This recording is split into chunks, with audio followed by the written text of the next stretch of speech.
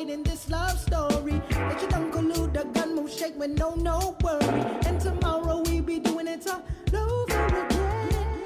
I bet you're tasting like coconut candy. Oh honey, me I take a bite in this love story. Let your don't collude, the gun won't shake with no worry. And tomorrow we be doing it all over again. Just falling in love right here in paradise. Oh, I hope you're loving the view.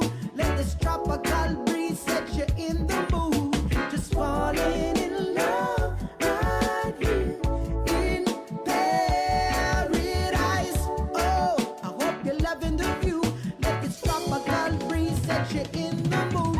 See, ooh, na na na na na na na na na, hey, yeah, yeah, ooh, na na na na na na na na na, hey, yeah, ooh, na na na na na na na na na, hey, yeah, ooh, na na na na na na na na na, hey,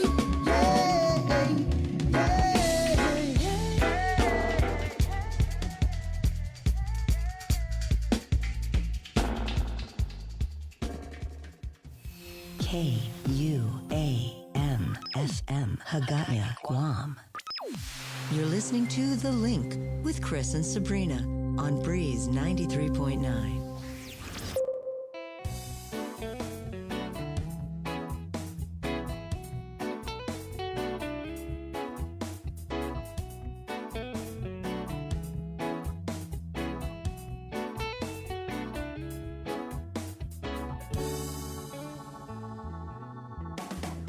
Sitting out to relax, get back someday.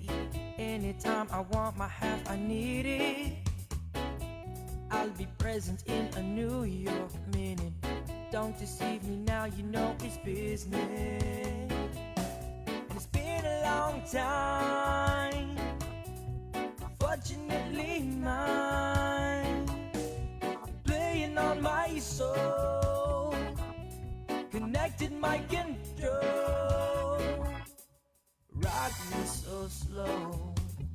Anytime I need it, she will bend down low on me. Rock me so slow. In the morning time, sit roots maneuver, give me little one. Sunny side or yellow side, I made it. I'll be gone before the clock hits 5, wailing at the moon until I'm faded. And it's been a long time, fortunately mine, playing on my soul, connected my control. Rock me so slow. Anytime I need it, she will bend down low on me. Rock me so slow. In the morning time,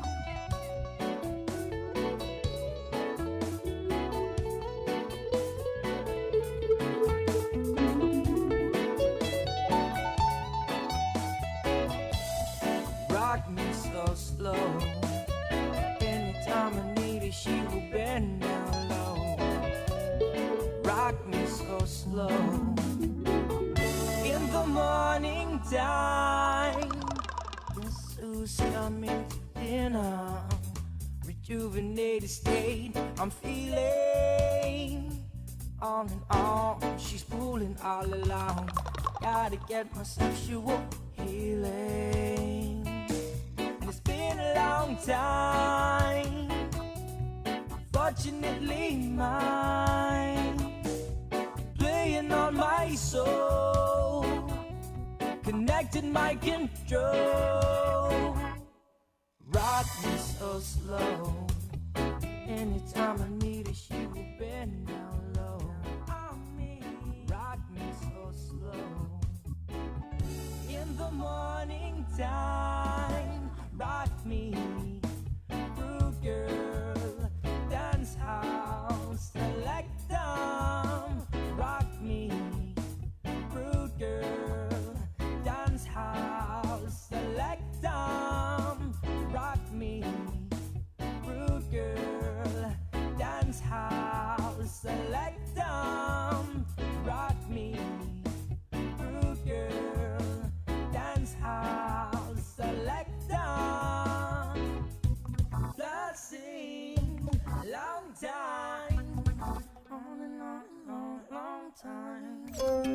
Chris and Sabrina with The Link. Here on Breeze 93.9 FM.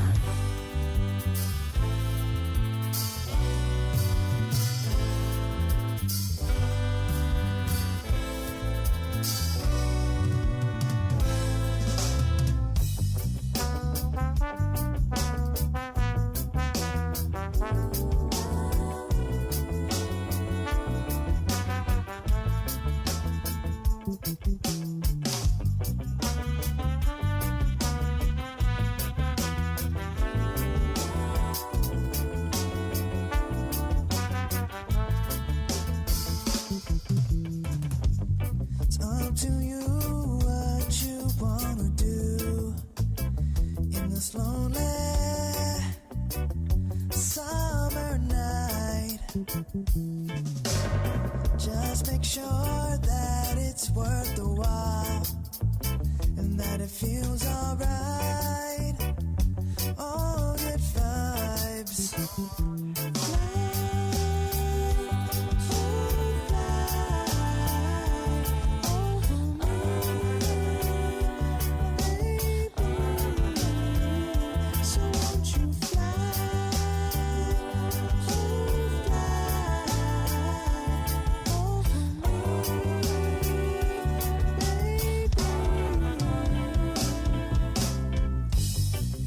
It's alright, everything will be okay. When the sunrise, dark turns to light. Even when nothing is going your way. When the sun sets, don't get upset.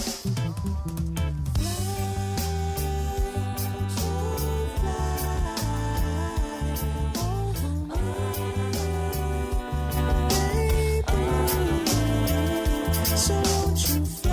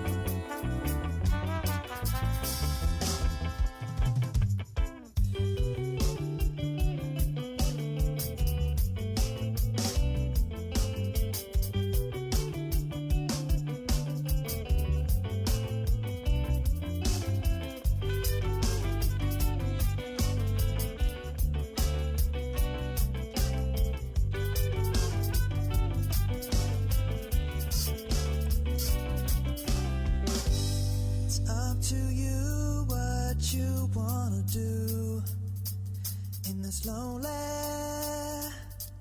summer night. Just make sure that it's worth the while and that it feels alright. All good vibes.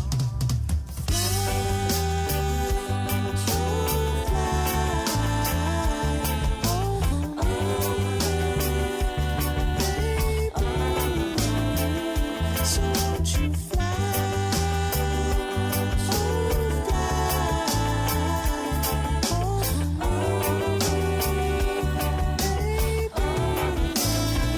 So won't you fly? So won't you fly? So won't you fly? So won't you fly over me, over me?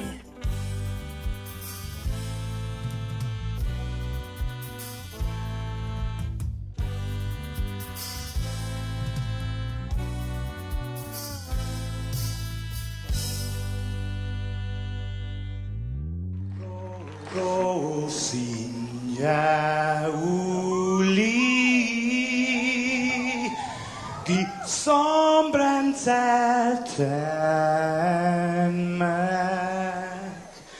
et zu ita saluda antes de hum niga radzaudzan malak estrezas durante todo em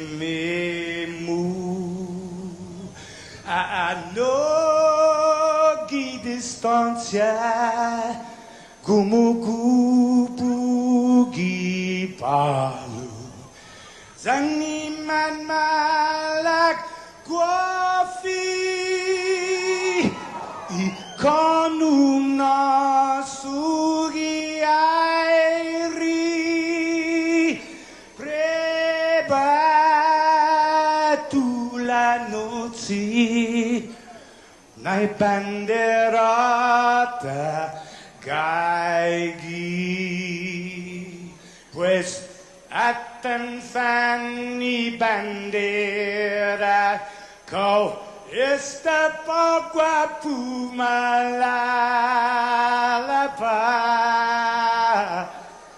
giluk tanu man libri sentami ti man ko badi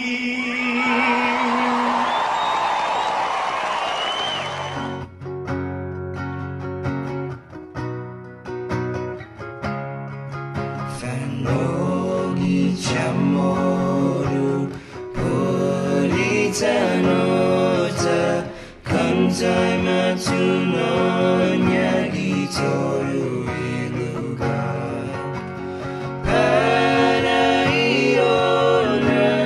Parai gloria Abiba islas en Paraiona, Parai gloria, abiba islas el para. Toru y tempo y paz, paraíta, zangin in ilan na bendition.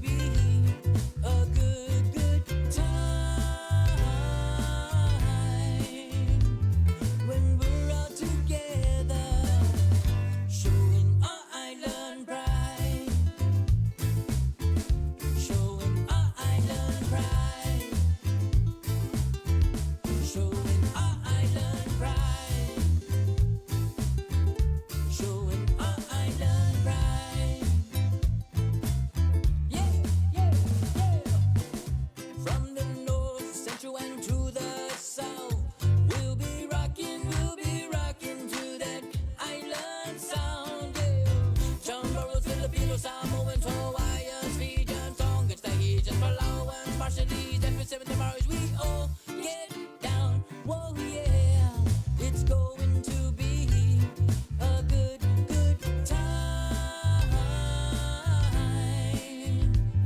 when we're all together, showing our island pride, pride, pride, pride,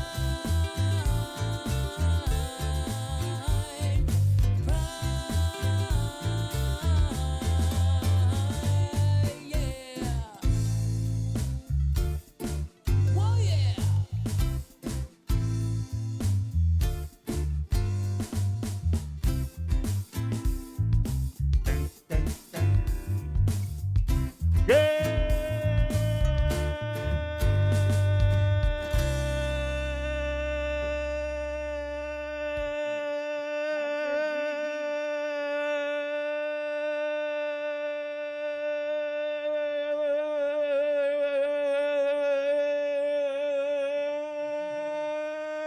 Good morning, Guam. Good morning, Jason. Huh, good morning, man. Good morning to that sunrise. Good morning, quarantine. I don't have a feeling that's here in Harmon. Quarantine just one. a sneaking suspicion. Quarantine one, come in. Quarantine one. Whoever could that be? Hey! Hey, Yeah, Dave. back. Welcome home. The boss is back. We're all in 5 minutes early this morning.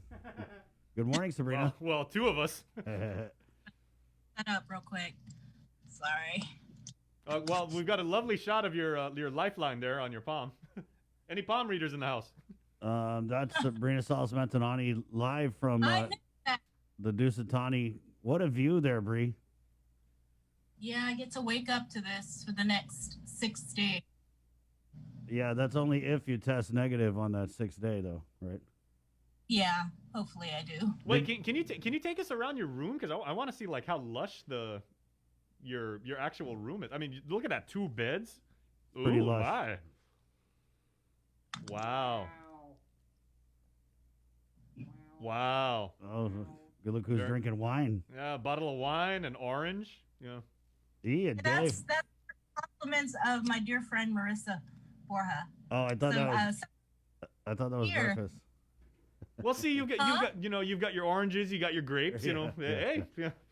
It's practically fruits. Bree, so That's kind of a mimosa.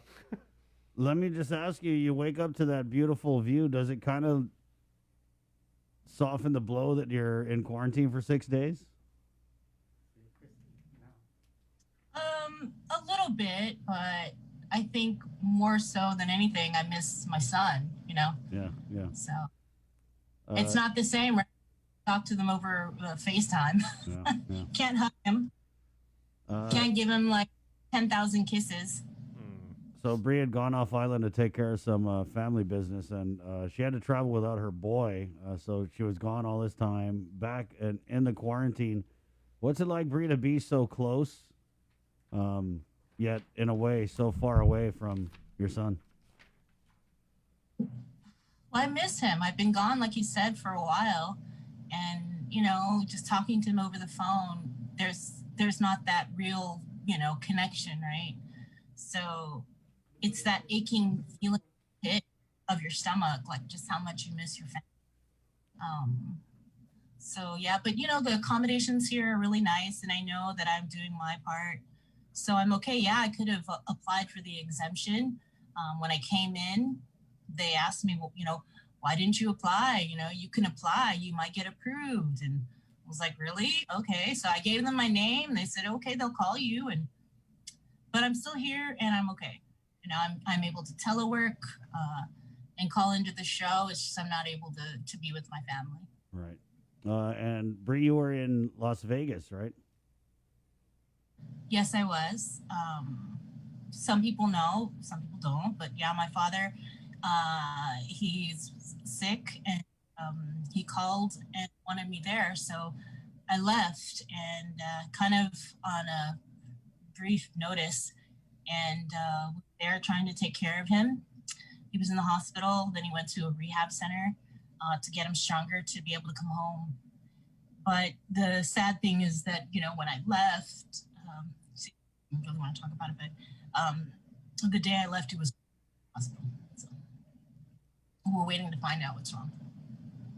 Yeah, that's kind of what we were talking about here, Bree, is, we don't want to see you come back so soon, and then, the situation with your dad unresolved, and then for you to be here and, have to turn around and go again. Yeah. And we're praying for your dad, Bree. Yeah, of course, definitely, always. definitely. And Link fam, please pray for Bree. Prayers up, guys. Yeah. Prayers up. Prayers up. Wipes up. Prayers up. Bree, so when you came in at the airport, what was that like? What was the feeling of the people? Well, there really wasn't a whole lot of people on the plane at the airport. Even just like traveling in San Francisco, I landed in San Francisco. That was my first stop, and a lot of places just in the airport were closed. When I got to Japan, it was even more empty. But I did run into some people from Guam. Obviously, I ran into that group a long drive home. Yeah. Oh, the rock and roll group. Oh, it was really cool to see them and meet them. I guess they had gone on vacation. I think they said to Florida. So they're like, "Are you excited to go into quarantine?" And I'm like, "Not really." But yeah, that place, Japan's airport was empty again. Everything, it was like a ghost town. So many places closed. Got on the airplane. Then when I landed, yeah, it's a whole different process from before when you travel. Through the pre-COVID. When you go But yeah, through, it was empty. And did the little check-in with public health. Then they send you to the quarantine holding center, and you wait for everybody else to finish the screenings. Then you get on the bus. I did a little video of it. I don't know if you now or if you want to run it later. So let's hold on to just for a bit. But Brie, I wanted to ask, when you went to the States, right, in Las Vegas, and then traveling through the Bay Area, I don't know if you got to see any of the Bay, but what's the situation with the COVID over there in Vegas? Wow, it's so different from how we do things here, right? So I landed and I was like free to go. My brother came into the airport to pick me up, and I thought, here no one's allowed inside, but he came in. I think they're 80% open, Wow. But they're open. And when I went into the stores, they didn't do like temperature checks or anything. They just had like, here's the sanitation station, and it's an option if you want to clean your hands.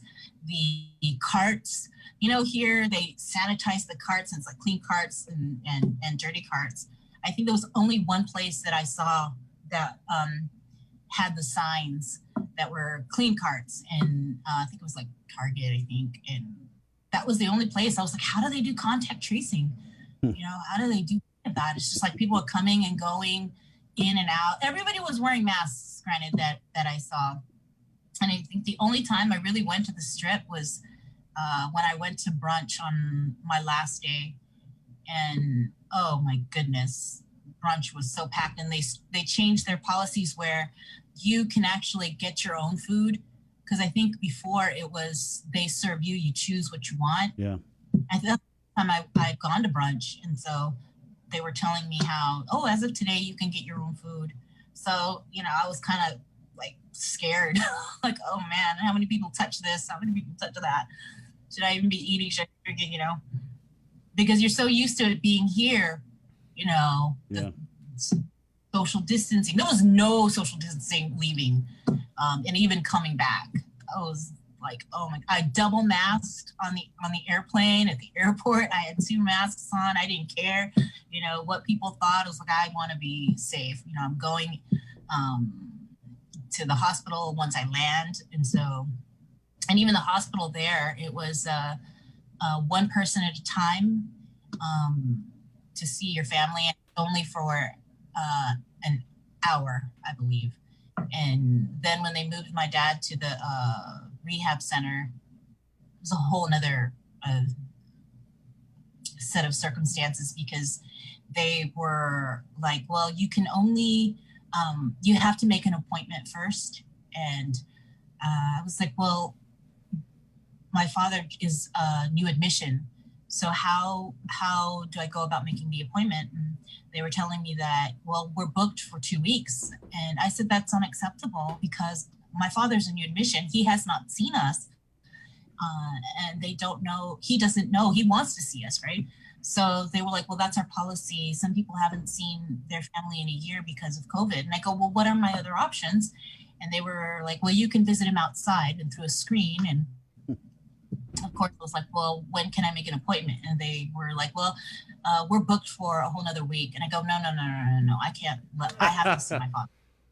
You know, and so then it was, well, you can visit him through the window, but we're not going to open the window. And I'm like, well, no, that's not acceptable either. I have to know that I'm here. I don't even know you people. You know, I traveled a long way to be with my dad and I have to see him. And they were like, well, you know, there's nothing we can do. And I go, well, I'll tell you what, I'm going to call and consult with our attorney and I'll call you back. There she. Okay. Yeah, okay. Apparently, in the States, they don't know what we know. Is the first rule of pissing off Bree is do not piss off Bree. Yeah, and they also don't know that they don't have a family attorney. So yeah, they called me back and like, you can come see your dad. And so I you know, my brothers and I, and you know, my mom, there's policies there too, 2 at a time for, at the time it was 30 minutes.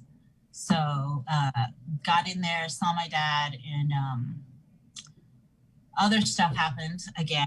Oh. And at the end of the, you know, the whole ordeal there, they ended up changing their visitation policy where you didn't have to make an appointment at all. You could just go and then say you're going to go see your family member, which I was grateful for because there's just no way. So I was there every day, spending time with him and watching his progress. So it was just kind of heartbreaking to find out when I left, he had to go to the emergency room.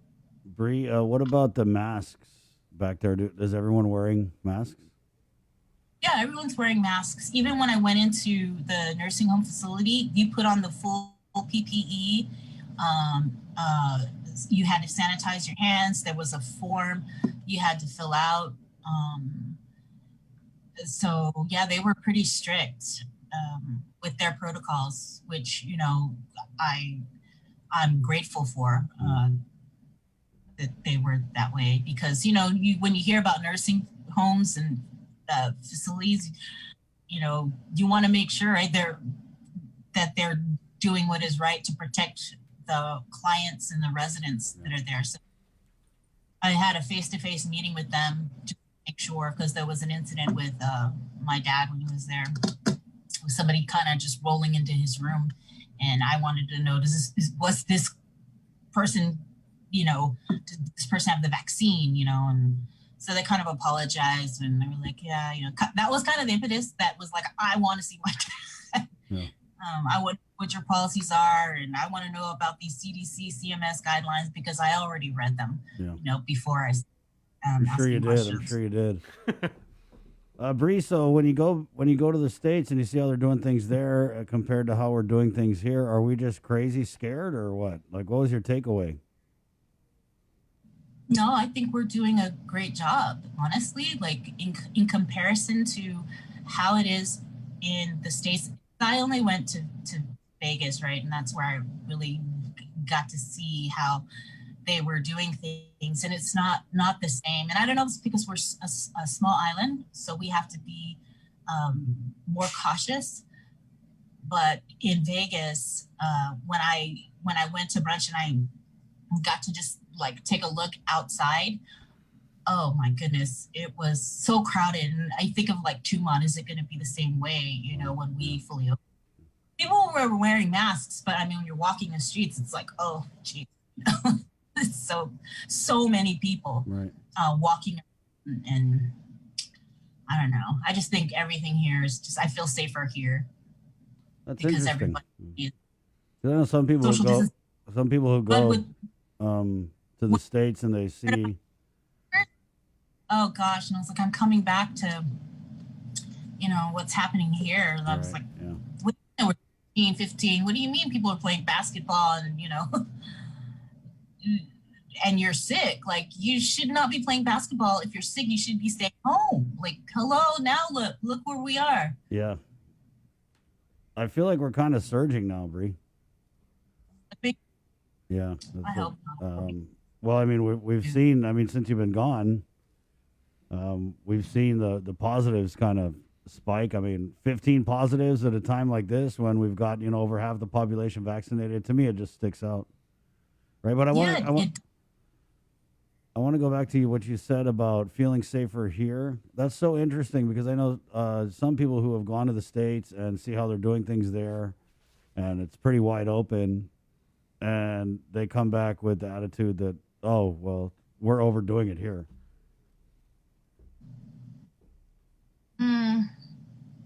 Better to be safer than sorry. Yep. I hear that. Right on. So it is 6:35 on the link. Good morning. Of course, she's back. Sabrina Salas Matanani. You know what? That video she was talking Yeah, about? let's go play it. Yeah, it was really, really well done. So Bree, exactly when did you start like shooting this video? Because I know, it's, give Bree a camera and iMovie, and like interesting things are gonna happen. So exactly what parts of your trip did you chronicle? I only chronicled the part where I got my luggages, passed public health screening, and then when I was in the waiting area at the airport, so you have to wait for everybody else to clear customs, all those that are going into quarantine. I mean, I know there were some exemptions, but I applied for one. What was that eye roll there? Who was exempted? Cabinet? Are we talking cabinet? Huh? Wow. What was that? So you saw, guys, I know Bree, she doesn't want to say anything, but that means that she saw some funny business. And I mean, that's sad that that's still going on and we're being told to be safe. But like I said, while you were gone, and I know I said it when you were here, I don't think there's a single cabinet member who's ever had to quarantine. Really? I would put big money on it. I bet my stimulus. So Bree, let's go ahead and play this Bree's quarantine experience on the link. We'll come back and then we'll get into news with Jason Salas. Here's who's coming up on the show, though.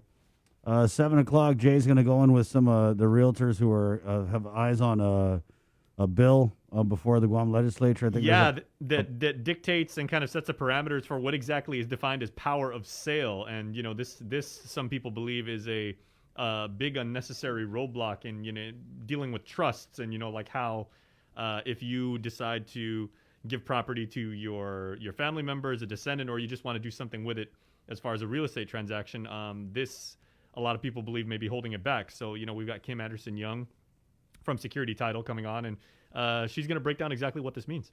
Wow, it sounds like exciting stuff. Then we've got Ed Byrne, our administration director. We'll get an update on the rental assistance program. And then maybe ask him a little bit about this financial management system that everyone was talking about over the last couple of weeks.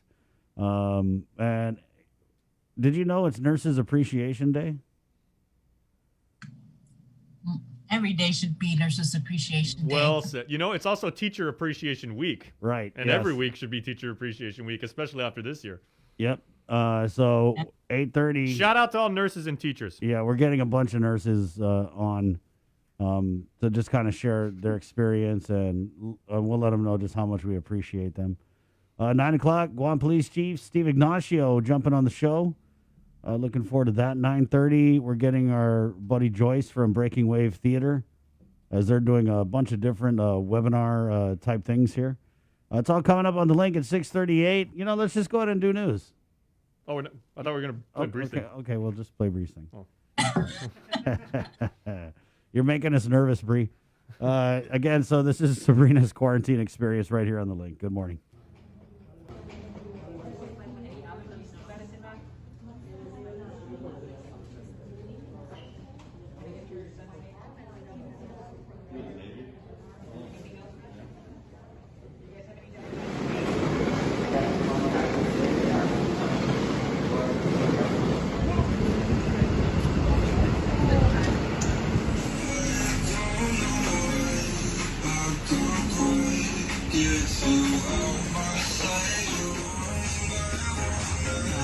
sauces. Really am a little scared.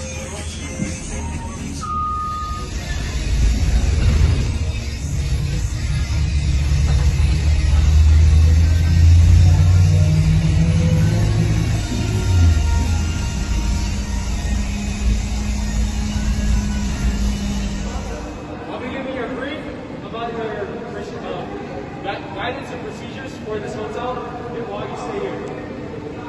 Before I start, before you guys get in your, or after you guys get in your room, please stay in your room. Don't open the doors. Only open the doors if someone knocks on your door. And when you answer the doors, please have your mask on at all times. So on this paper, it has everything you need just for the stay. So all your Wi-Fi and all that is all on here too.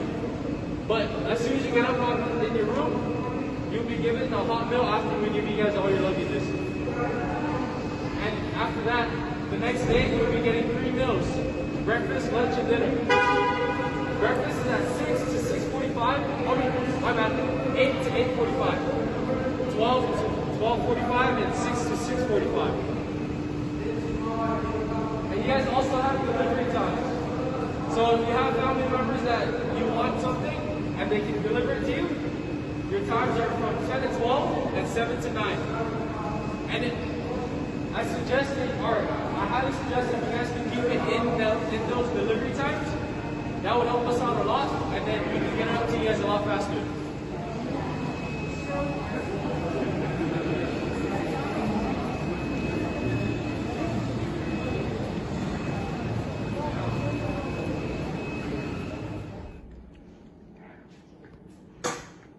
Here, Dusitani, not the Dusit Outrigger, Dusitani. This is where I'm staying. And I need a can of Lysol, seriously. Okay, so kind of settled a little bit, and they delivered a meal. Spaghetti, meatballs, and some vegetables, and pumpkin pie. I think it's pumpkin pie. I'm so tired, so I don't know if I'm gonna eat, but I'm definitely going to sleep. Chronicle at 6:41. Quick break, and we're back with news right here on The Link. Good morning. GU Self-Storage, conveniently located near the Harmon McDonald's. We offer affordable rates, online payments, and auto bill pay for your convenience. Plus gate access daily from 6 a.m. to 9 p.m. Call us today at 648-7867 for more information. June makes the best malasadas in Hawaii, a fact not lost on Darrow, whose brother Byron is cooking the onaga he caught at his secret fishing spot with his girlfriend Malia, who used to work for the Shave Ice Guy, whose second cousin Vince drives the school bus ridden by Calais, whose auntie makes the best malasadas in Hawaii. Everything here is connected, and with the new First Hawaiian Bank mobile app, you can stay just as connected to your finances, and it all starts with yes. After a year with so many games and events delayed or unplayed, the world is ready for anything and everything in the world of sports. KUAM Communications is ready with more games, more championships, and more specials that are guaranteed to bring out the fan in you. Don't miss a minute of gameplay from NBC on KUAM TV 8 or from CBS on KUAM TV 11. Every month, we'll bring you the action and excitement. Brought to you locally by Michelob Ultra, Superior Light Beer, and Docomo Pacific. Just more great reasons to tune in and turn on so you'll fall in love with TV again with the best from KUAM Communications. KUAM's multi-platform morning show, The Link, just got a little more delicious with Feed Me Fridays. Chris, Sabrina, Jason, and the rest of the morning crew will take some time each Friday to talk food, taste food, and bring you all the latest and greatest in food from King's Restaurants and Ruby Tuesday Guam, old faves, new hits, and everything on the menu in between. It's Feed Me Fridays on The Link. Get the job done the right way by getting the right stuff at East West Rental Center. With years of experience helping builders, we definitely got what you need. Call 646-1463 or visit us in Upper Tumon. Open Monday to Saturday from 7 a.m. to 5 p.m. and on Sundays from 8 a.m. to 5 p.m. Uno Go, delivering meals from your favorite restaurants and more, including delivering sodas and adult beverages from the Bottle Shack. Visit uno-go.com or download the app today. Also follow them on Instagram and Facebook. The relationship between Guam and Manila, Philippines is undeniable as we share similar cultural traditions, history, and heritage, with generations of Filipinos calling Guam home. KUAM presents a monthly look at the capital city featuring in-depth and engaging interviews on everything from medical tourism to new business and government leaders. Veteran newscaster Nestor Lecanto delivers Beyond Our Borders. This special program is brought to you by the Bank of Guam and KFC. KUAM Communications and Denny's Guam presents Mamapreneurs, a special multi-platform series throughout the month of May showcasing mothers who are also local entrepreneurs in our community. In commemoration of Mother's Day, during weekdays in May, we'll feature daily profiles of these multitasking mamas and their businesses. Additionally, on KUAM News Primetime every Monday in May, we'll showcase a different enterprising mamapreneur. Check out our online directory of all these businesses as well on KUAM.com. And if you know a mamapreneur we should feature, send us a message on social media or email executiveproducer@kuam.com. Mamapreneurs is brought to you by Denny's. Guam's Diner is always open. The world of television is more exciting than ever. Don't miss a minute of special presentations from NBC on KUAM TV8 or from CBS on KUAM TV11. Every month, we'll bring you the fun and excitement of award shows and red carpet moments, special series presentations, and other great network programs. Brought to you locally by King's Restaurant, Ruby Tuesday Guam, Bud Light Seltzer, and Docomo Pacific, giving you more reasons to tune in and turn on. Fall in love with TV again with the best from KUAM Communications. Looking for TV schedules, upcoming sports, or special presentations, or what you may have missed over the busy week you had? Well, look no further than KUAM Digital Digest. This weekly emailed newsletter puts all kinds of information in the hands of subscribers each and every week. Just subscribe and we will make sure you keep up with your favorites and stay informed and entertained throughout it all. Go to KUAM.com, click on the newsletter tab, give us your email address, and you are all set. Brought to you in digital partnership with King's Restaurant and Ruby Tuesday Guam. It's the KUAM Digital Digest, your weekly guide to the latest information and best entertainment on the stations and platforms of KUAM. Get the job done the right way by getting the right stuff at East West Rental Center. With years of experience helping builders, we definitely got what you need. Call 646-1463 or visit us in Upper Tumon. Open Monday to Saturday from 7 a.m. to 5 p.m. and on Sundays from 8 a.m. to 5 p.m. As a reporter, I often ask people what compelled them to get the COVID-19 vaccine. For me, someone who's lived through coronavirus, I can't help but fear the idea of possibly infecting others, unknowingly passing it along to someone with a lesser immune system, someone's mother, father, grandparent, or someone who wouldn't be as blessed to suffer only minor symptoms. When I contracted COVID, that is what weighed most on my heart and mind, and that's why I did everything in my power to prevent this from happening, by following public health protocols. And now I am doing the same thing, being mindful my decisions, choices, and actions don't only affect me, but the entire nation. So I chose to get vaccinated, simply to protect others. My name is Adriana Cotero. I'm a KUAM News reporter and anchor, and a proud member of the Vaccine Nation. Join the vaccination. Scan and plan. For more information, go to KUAM.com. Addis Trust and Investment, location, service, trust, is a proud partner of the KUAM Care Force. Girl, if you ready, you'll divide, right steady, say. 6:48. Good morning. Let's go ahead and get into the news now with the very latest from the KUAM News team. Jason Solis. Good morning, Jason. All right, good morning. Thanks, partner, and good morning, Guam. Our island continues to grieve as Guam's 138th COVID-19 related fatality was recorded Wednesday at GRMC in Dededo. A little before 11:20 in the morning, a 54-year-old man with the virus who also had underlying health conditions passed away, according to the Joint Information Center. The man tested positive upon admission to GRMC on April the 29th. JIC also reported 12 more positive cases out of 508 samples tested for coronavirus on Tuesday. Of those 12, 4 were identified through contact tracing. 99 people on our island are currently isolated. Guam's CAR score remains for the second straight day at 1.1. 7 COVID cases are currently hospitalized, 5 at the Guam Memorial Hospital, in Tamuning at 2, up here in Dededo at GRMC. More than 67,000 island residents are now fully vaccinated against COVID-19. Let's get you up to speed on what else is happening around the island. Isaiah Uggan is standing by in the newsroom with your Thursday morning Link update.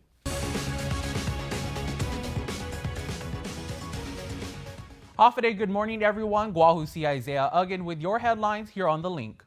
In partnership with the Department of Public Health and Social Services, the Archdiocese of Agana will be holding vaccination clinics at some of the island's churches. The first will be held this Saturday, May 8th at the Social Hall of Our Lady of Lourdes Catholic Church in Jigo from 9 a.m. to 2 p.m. Vaccinations are open to all people 16 years and older. Walk-ins will be accepted, or you can register in advance through the Eventbrite link, which is available on our website. Please note only the Pfizer vaccine will be administered. The Archdiocese recognizes its responsibility to help keep all people safe as a member of the community and in line with the teachings of Jesus Christ to take care of one another. State Historic Preservation Officer Patrick Lujan was on the hot seat Tuesday in a wide-ranging oversight hearing focused on the preservation of ancient Chamorro burial sites and ancestral remains. Shippo Lujan said as new issues and community concerns arise, they are updating the programmatic agreement that governs cultural and historical preservation. Moving forward, we haven't needed to wait for any type of amendment to the PA, that we've adjusted accordingly as we've gone along to make it more stringent based off of the findings, but definitely, having to go back to that document and make the necessary amendments just to solidify what we've been doing along the process. Lujan says that while he appreciates all the concerns, he is also severely short-staffed with just 9 employees for an office that was audited for 17. That drew this response from Oversight Chair Talina Nelson. Now that we are here, 2 years later, we are hearing about these challenges. So negative, ma'am. I brought it up to Mr. Lujan. I requested that you send a staffing organization and pattern to our office so that we can work to ensure that you get the support that you need. Thank you. Although it is 2 years already into your service of this term. I have not been silent about it, but I will do as you request.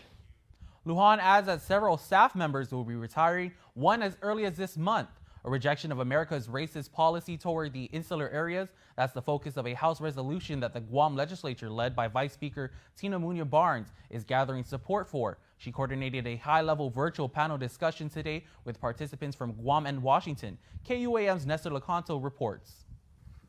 House Natural Resources Chairman Congressman Raul Grijalva of Arizona is the sponsor of the measure. It denounces laws adopted in the early 1900s that promote separate and unequal treatment of people from the territories. In recent years, multiple federal courts have argued that denying U.S. citizens full and equal access to these resources simply because of where they live is unconstitutional. Similarly, the racism at the core of the insular cases is contrary to the text and the history of the Constitution. Meanwhile, another participant, District of Columbia Shadow Senator Paul Strauss, a non-voting member of the Senate who's fighting for statehood for D.C., was asked about self-determination.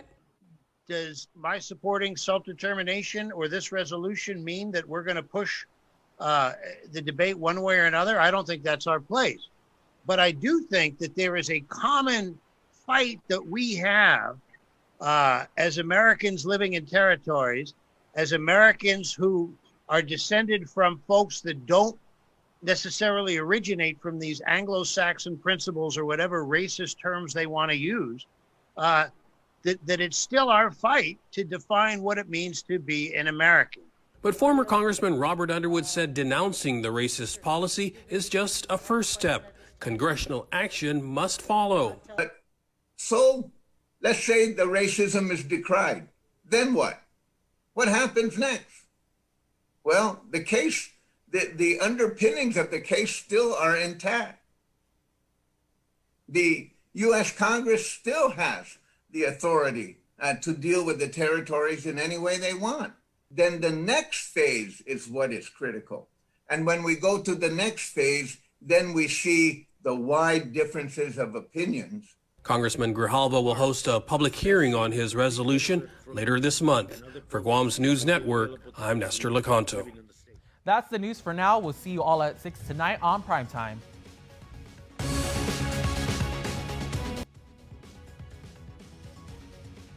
All right, now, as Chris told you the other day during his interview with the mayor of Tamuning, Tumon Harmon, the Honorable Mayor Luis Rivera, they have a Neighborhood Watch program meeting, and that the Tri-Village's vice mayor was tragically assaulted. Isaiah Uggan joins us once more, and he spoke to the public official who recalled the very scary incident. We spoke with Tamuning, Tumon, and Harmon Vice Mayor Albert Tovez during the Mayor's Council monthly meeting at the Tamuning Senior and Community Center earlier today. He was allegedly assaulted on Sunday, May 2nd by a male individual who usually sleeps at the Tamuning Park pavilions. Tovez recalls the incident. It started off with Mayor Luis Rivera giving me a call, saying that she received a call from some of the tennis players that there was a gentleman homeless, belligerent, and also using vulgar language at tennis players that were there doing their tournament. After responding to the incident, Vice Mayor Tovez identified the individual. This individual was told a few times already by GPD to evacuate the place and don't come back. Tovez says he told the individual to leave, but instead ignored the vice mayor, so Tovez had attempted to call the police. So when I turned around to get my phone, one of the tennis players, or a few of the tennis players were, hollering at me, telling me that the guy is throwing rocks at you. So I turned around and he threw the second rock, and after he threw the second rock, he threw a metal fork at me.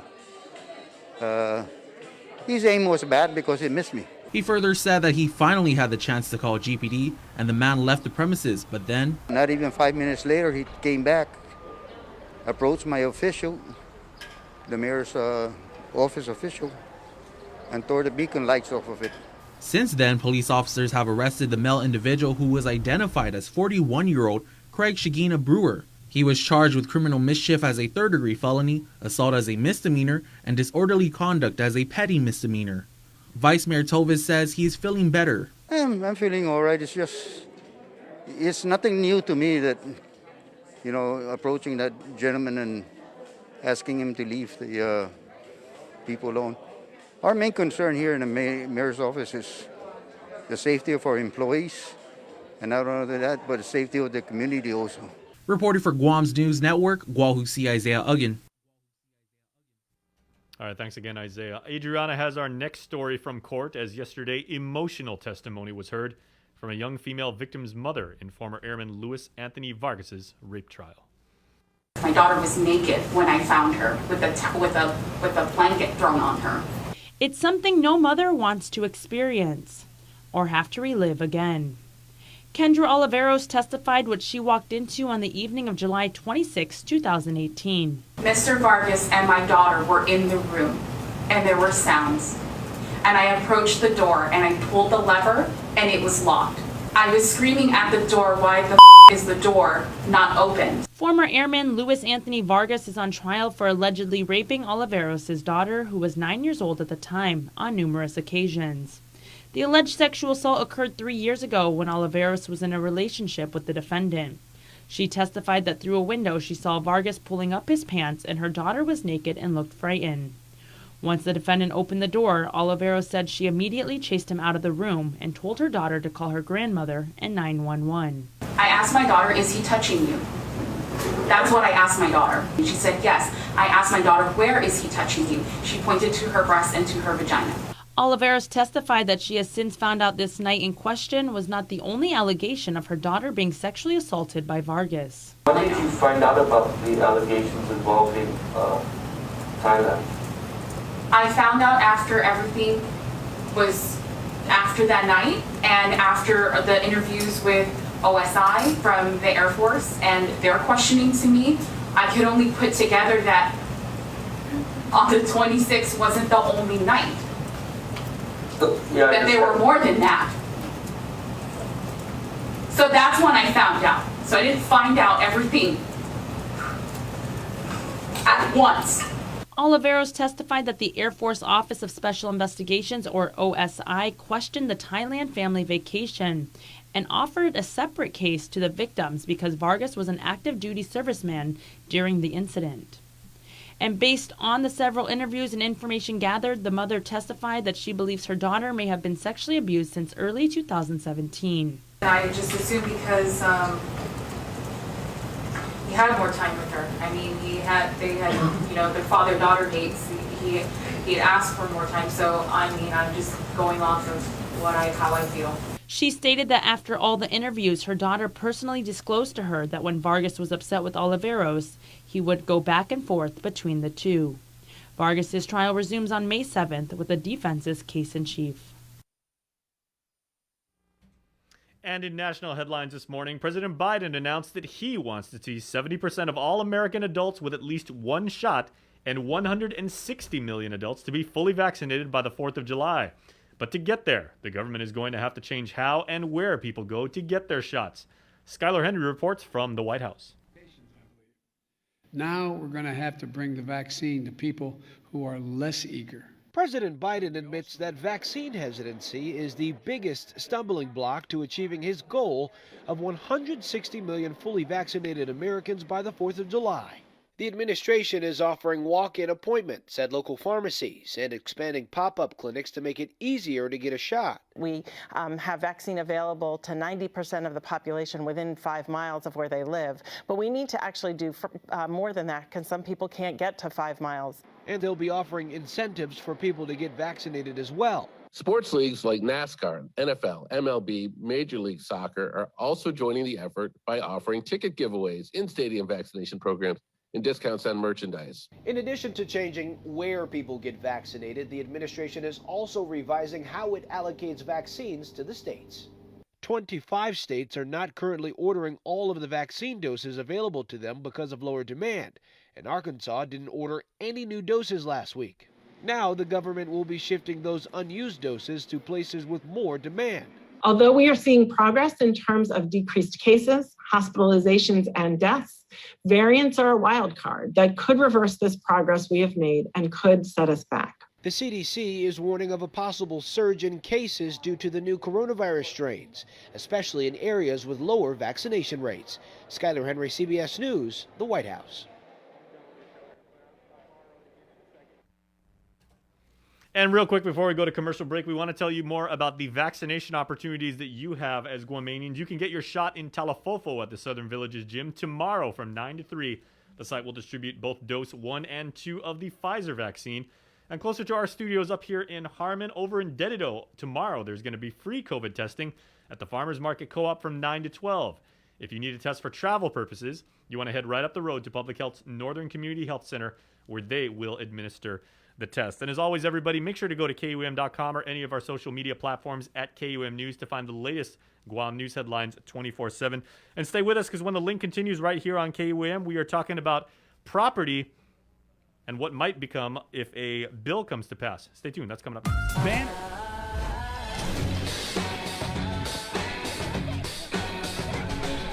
Make sure you're connected. The writing's on the wall. 'Cause if your mind's neglected, stumble you might fall. Connection is a human necessity, one we need today more than ever. And with the new First Hawaiian Bank mobile app, you can stay just as connected to your finances. And it all starts with yes.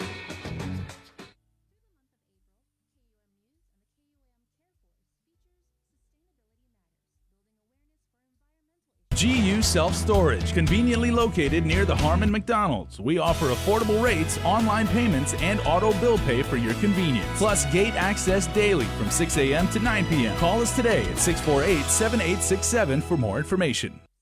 After a year with so many games and events delayed or unplayed, the world is ready for anything and everything in the world of sports. KUAM Communications is ready with more games, more championships, and more specials that are guaranteed to bring out the fan in you. Don't miss a minute of gameplay from NBC on KUAM TV 8 or from CBS on KUAM TV 11. Every month, we'll bring you the action and excitement. Brought to you locally by Michelob Ultra, Superior Light Beer, and Docomo Pacific. Just more great reasons to tune in and turn on, so you'll fall in love with TV again with the best from KUAM Communications.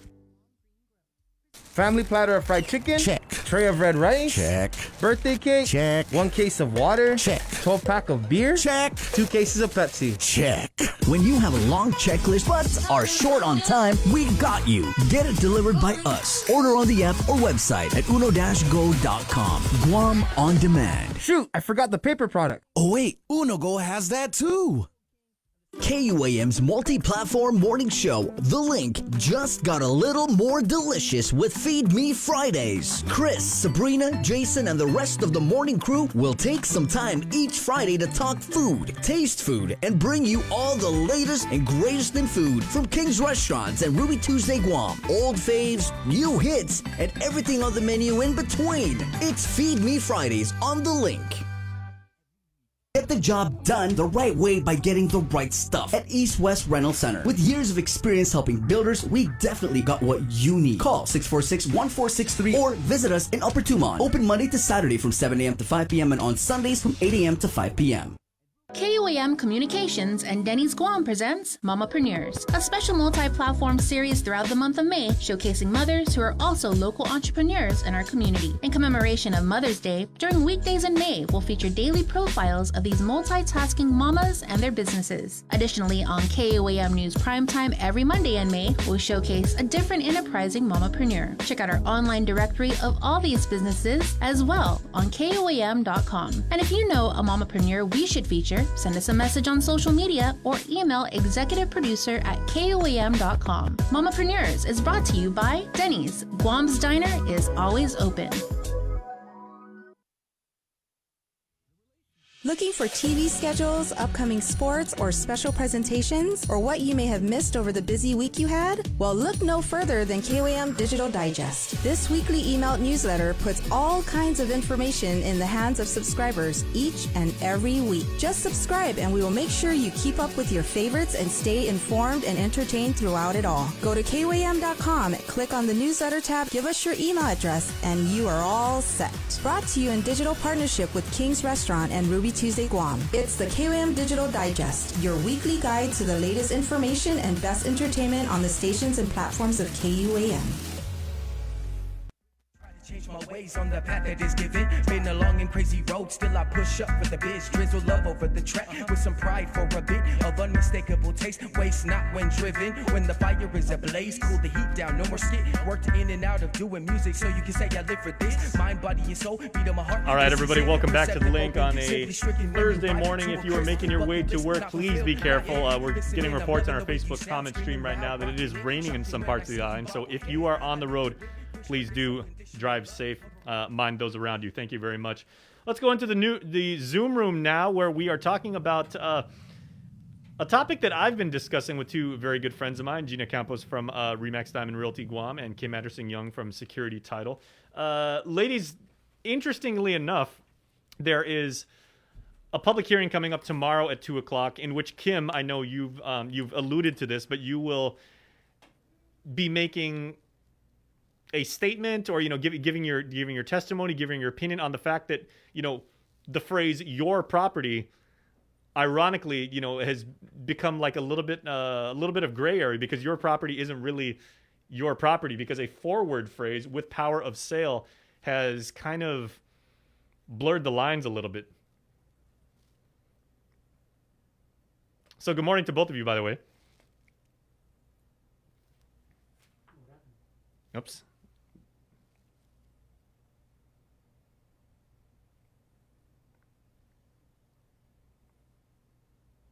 Okay, well, I'll tell you what, everybody. Let's go ahead and take a break. I think our Wi-Fi might be having a little fun with us right now.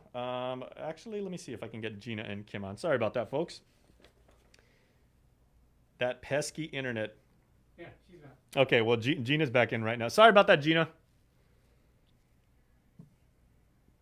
Oh, sorry about that, Gina. Our Wi-Fi.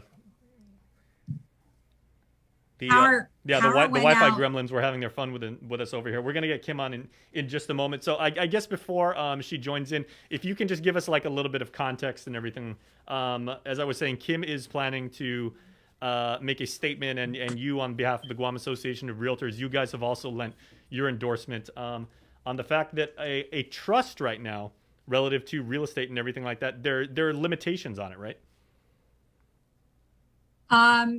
So back in the we have a law actually that says that if those 4 words are not in your trust documents, then you've got to go seek court approval in order to sell property.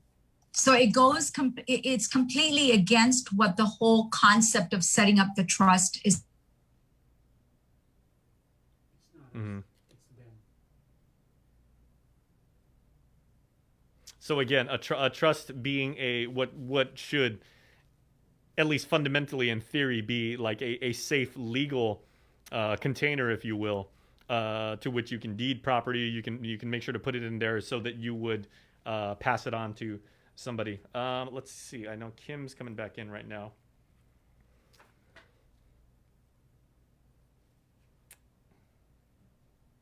Okay, there we are. So. I am really sorry. Oh, hi, Kim. No power. problem at all. I think it might be our internet. So no problem at all. No, literally, Jason, I lost power at my house. Oh, the power outage. Okay. Yeah, so I connected via my phone. It's okay. Well, thanks for jumping in. I mean, it happens. That's the way the internet is. So, but the big thing is, I just had Gina. Oh, here comes Gina. There she is. Sorry, Gina. Like Kim was just saying, there might be like a. Oops, you're unmuted there. So, Kim, if we can start maybe like from the beginning again. Gina was just trying to provide some sort of context on. I can jump in and kind of go quickly if you like. Sure, please. And I apologize, but I did get connected. Thanks.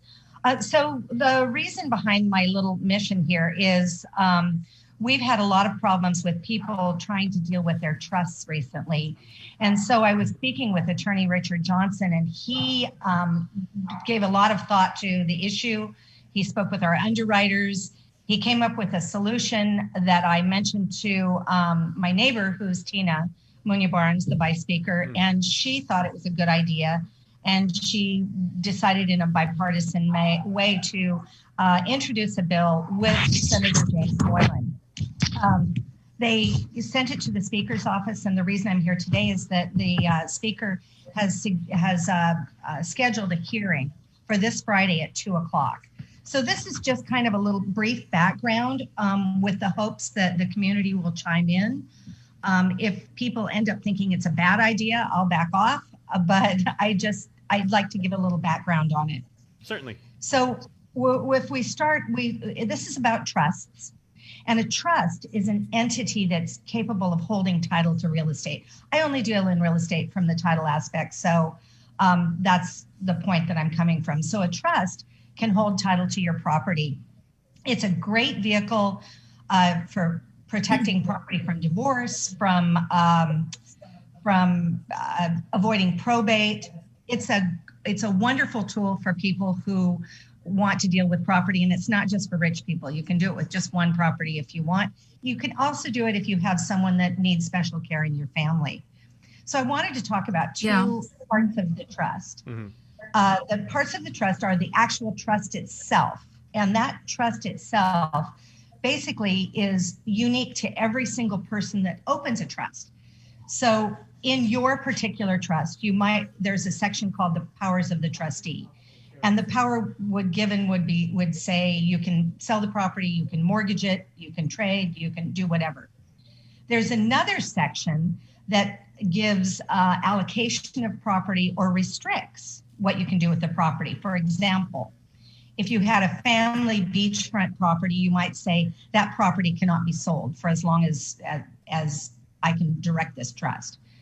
If you have farmland, you might want to say that farmland goes to the farmer in the family. Or a rental property might be distributed and the proceeds given equally to all the children. So there's lots of different things that a trust can do.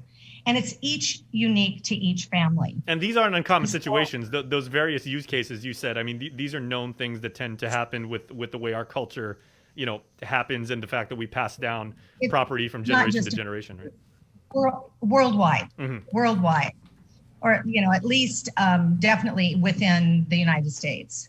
So it's not uncommon. So anyway, I'm using these examples to say this is how the trust body works. The body of the trust works. So now I want to talk about the Guam law that we're questioning here. The Guam has two very short sections that deal with trust property that are not common in other jurisdictions and which severely restrict the ability of the trustees of a trust to deal with its property. These two sections say, number one, that a deed, and this is different from the body of the trust. This is the deed by which you transfer the property to a trust. So if Jason Solis has the Jason Solis Family Trust, it doesn't automatically get transferred into the trust. Jason has to do a deed that puts the property into the name of the trust. The Guam law states that if the deed contains the words with power of sale, 4 words, with power of sale, the trustee has the right to sell the property, regardless of what the trust says. The next section says that if the deed, Jason's deed into the Jason Solis Trust, does not contain those 4 words with power of sale, the trustee does not have the power to sell the property, regardless of what the trust says. So simply put, when Jason deeds his property in the trust, if the document does not contain those 4 words, you can't sell the property regardless of what the trust says. So if an attorney, let's say a stateside attorney who's not familiar with Guam law but is really, really good at trusts, draws up a document and it misses this very small and very unique to Guam clause, the trust is limited from selling their property. So the actual trust is the document that grants the powers.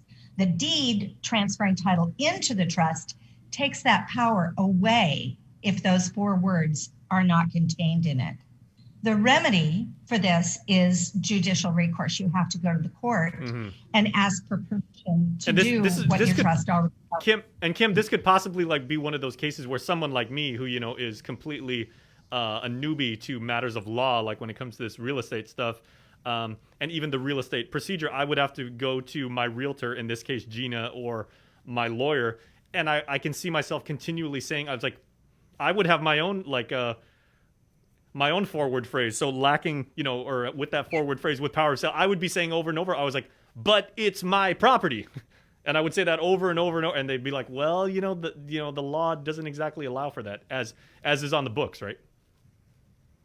Yeah, and actually people come into my office and use a 4-letter word quite often. And sure. They bring in their trust and they say, this trust says right here, I can sell the property. Right here, it says it. I can sell this property. Now it says I can't sell the beach property, but this property I'm supposed to sell. So, and I have to refer them to their attorney, who then they go use 4-letter words with the attorney. And then we bog up our judicial system with things that are kind of a rubber stamp thing. The courts, I don't think the judge wants to look at something that has to do with a family matter that's already been decided. But it's a very administrative issue.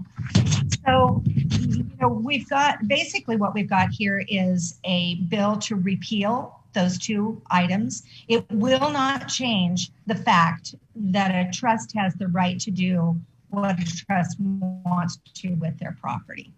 Mm-hmm. And again, Kim, you said you're doing this, from your own standpoint and perspective as a real estate professional, because you understand the mechanics of these transactions and the way public policy as is written right now affects that and everything. But you're also saying, if people like myself and like a newbie who, and I am someone who has been bitten in the butt by transactions not working as smoothly as you can, you're also saying that those kind of people can come out and maybe share their stories so that they would hopefully engender support for this kind of thing to be streamlined?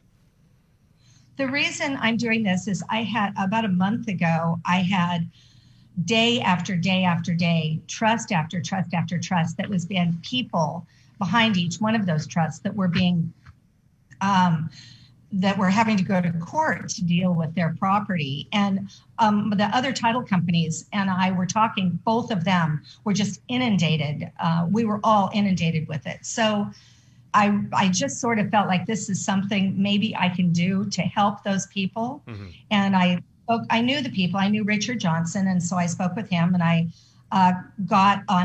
was fortunate to get onto a Guam Association of Realtors legislative review Zoom, where we kind of hashed it out for quite a while. And in the end, they felt that it was a good thing.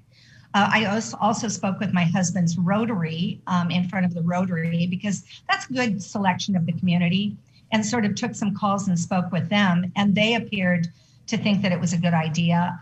The Bar Association, I've spoken with a lot of lawyers, but I don't expect them to take a position on it. And the Bankers Association, I've spoken with quite a bit. I'm not getting any negative feedback, but they're kind of not chiming in. I think they believe it is what it is. Mm-hmm. So for the most part, industry professionals and people from those lines of work and everything like that seem to be of the same voice. I think so. Well, Jason. Yeah, please, Gina. Yeah, because you said the Guam Association of Realtors is lending their endorsement as well. I believe the Guam Association of Realtors is endorsing this, but I'm here as a broker, and I'm here representing Remax Diamond Realty, and I'm here representing the experience I've had. A lot of people go through the effort and the cost of establishing the trust because they feel that once they do that, they don't have to go to court anymore. And what Kim is talking about is this has occurred where an owner has come to me. The deed was, he established the trust many years ago, and he paid to have his properties deeded into his trust. And then, lo and behold, times changed and he needed to sell one of his properties. So he came to me, we secured a buyer, we went to closing. He needed to close quickly for his own personal reasons. We went to closing and we found out that because I think this is a flaw in our Guam law, it's one of those OOG things. And because of I believe because of the flaw, when the title company researched it, they said, yes, you have your property in a trust, but you cannot sell the property unless you go to court and ask the court to allow you to sell the property because your deed didn't say you had the right to do it. And of course, there was arguments going back and forth for almost a month until this particular owner gave up and realized he needed to now pay for an attorney to go to court, to ask the court to give him the right to sell the property that he had already vested in his trust. And so not only did it cost him additional monies, it cost him 6 months worth of time waiting for a court date. And as Kim pointed out, the judge just said, yeah, you have the right to sell your property. Go ahead. Mm-hmm.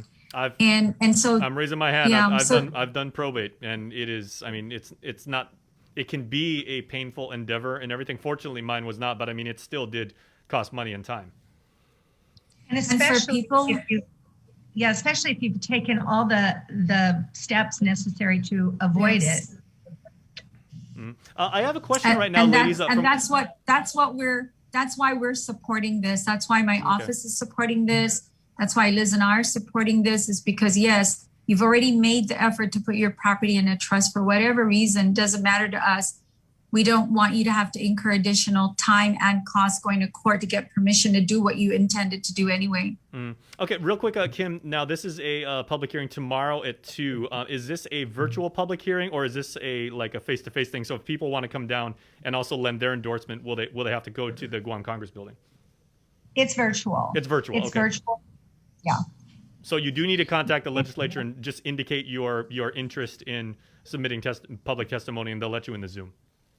Yeah, it's it just says that the speaker said they're convening a virtual public hearing Friday, May 21st, 2 p.m., utilizing the Guam legislature's virtual meeting platform. Okay. Now, this is the first one on at 2 o'clock, and then they've got other things after that, other business after that. If I could trouble the both of you for some advice, because I've got one of our top fans here on Facebook, Rosemary Laguana, always ask like really poignant questions. And although Kim, you were saying that the phrase right now in the bill is with power of sale, right? Rosemary's asking if a trust has specifically the verbiage, quote, property can never be sold. Is that sufficient to protect it from future generations from selling it off? You know, that's a very, you're right. This woman has it's a deep question. So first of all, I would say the problem they have is if the deed that deeded the property into the trust, if the trust says thou shalt not sell the property, but the deed says that you have the power to sell, that's a great question.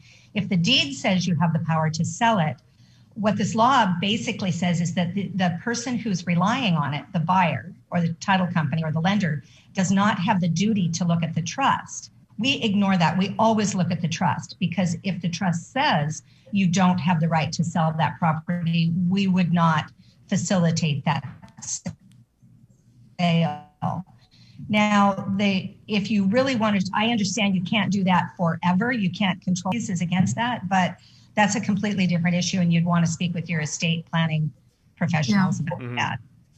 Yeah. Understood. Okay. Well, so that virtual hearing is going to be tomorrow, Friday at 2 p.m. Again, if you would like to lend your voice, if we'd like to share maybe your experience, if you are in the industry and you want to kind of sound off on if you have knowledge of the mechanics of those kind of transactions, please feel free to do so. It's your right as a citizen of Guam and everything. So Kim Anderson-Young from Security Title and Gina Campos from Remax Diamond Realty, I thank you always for your time. And depending on how things go tomorrow afternoon, I have a feeling I know what we're going to talk about on Tuesday when we get together for House to Home. I think we've already got our segment lined up. Thank you, Jason. Thanks, you guys. Thank you. So much Thank for you, having Kim. All right. Thanks a lot. Have a great time tomorrow. I'll catch up with you guys. Day. All right. And we are going to take a quick commercial break, but you are staying tuned, and we'll be back right after this. After a year with so many games and events delayed or unplayed, the world is ready for anything and everything in the world of sports. KUAM Communications is ready with more games, more championships, and more specials that are guaranteed to bring out the fan in you. Don't miss a minute of gameplay from NBC on KUAM TV 8 or from CBS on KUAM TV 11. Every month, we'll bring you the action and excitement. Brought to you locally by Michelob Ultra, Superior Light Beer, and Docomo Pacific. Just more great reasons to tune in and turn on so you'll fall in love with TV again with the best from KUAM Communications. KUAM's multi-platform morning show, The Link, just got a little more delicious with Feed Me Fridays. Chris, Sabrina, Jason, and the rest of the morning crew will take some time each Friday to talk food, taste food, and bring you all the latest and greatest in food from King's Restaurants and Ruby Tuesday Guam, old faves, new hits, and everything on the menu in between. It's Feed Me Fridays on The Link. Uno Go, delivering meals from your favorite restaurants and more, including delivering sodas and adult beverages from the Bottle Shack. Visit uno-go.com or download the app today. Also follow them on Instagram and Facebook.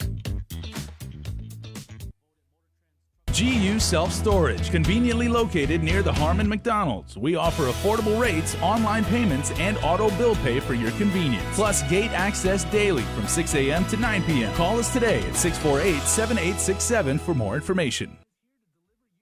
Get the job done the right way by getting the right stuff at East West Rental Center. With years of experience helping builders, we definitely got what you need. Call 646-1463 or visit us in Upper Tumon. Open Monday to Saturday from 7 a.m. to 5 p.m. and on Sundays from 8 a.m. to 5 p.m.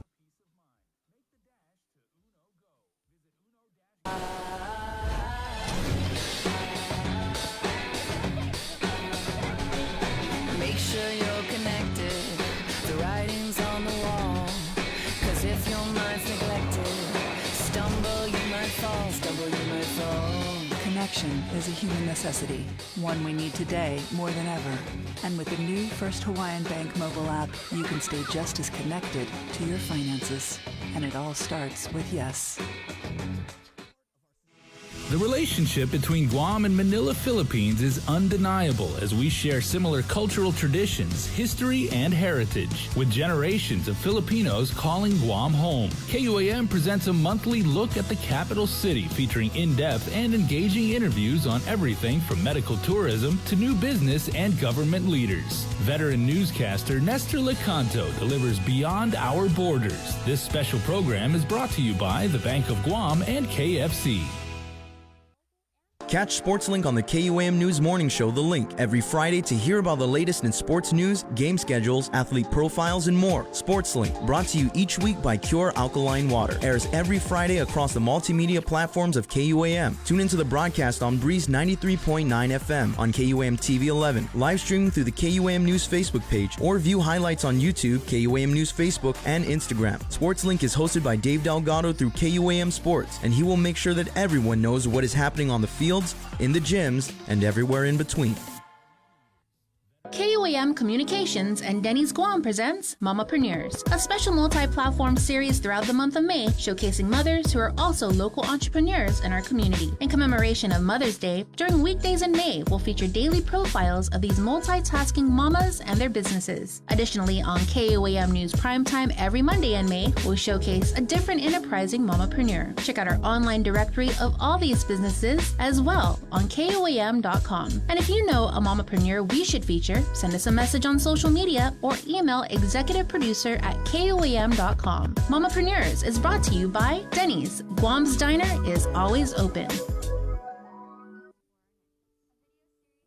Looking for TV schedules, upcoming sports, or special presentations, or what you may have missed over the busy week you had? Well, look no further than KUAM Digital Digest. This weekly emailed newsletter puts all kinds of information in the hands of subscribers each and every week. Just subscribe and we will make sure you keep up with your favorites and stay informed and entertained throughout it all. Go to KUAM.com, click on the newsletter tab, give us your email address, and you are all set. Brought to you in digital partnership with King's Restaurant and Ruby Tuesday Guam. It's the KUAM Digital Digest, your weekly guide to the latest information and best entertainment on the stations and platforms of KUAM.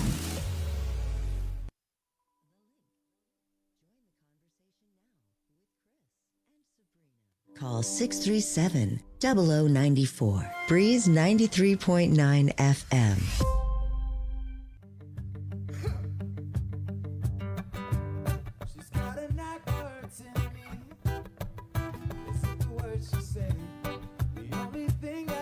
Me here are her eyes in the morning.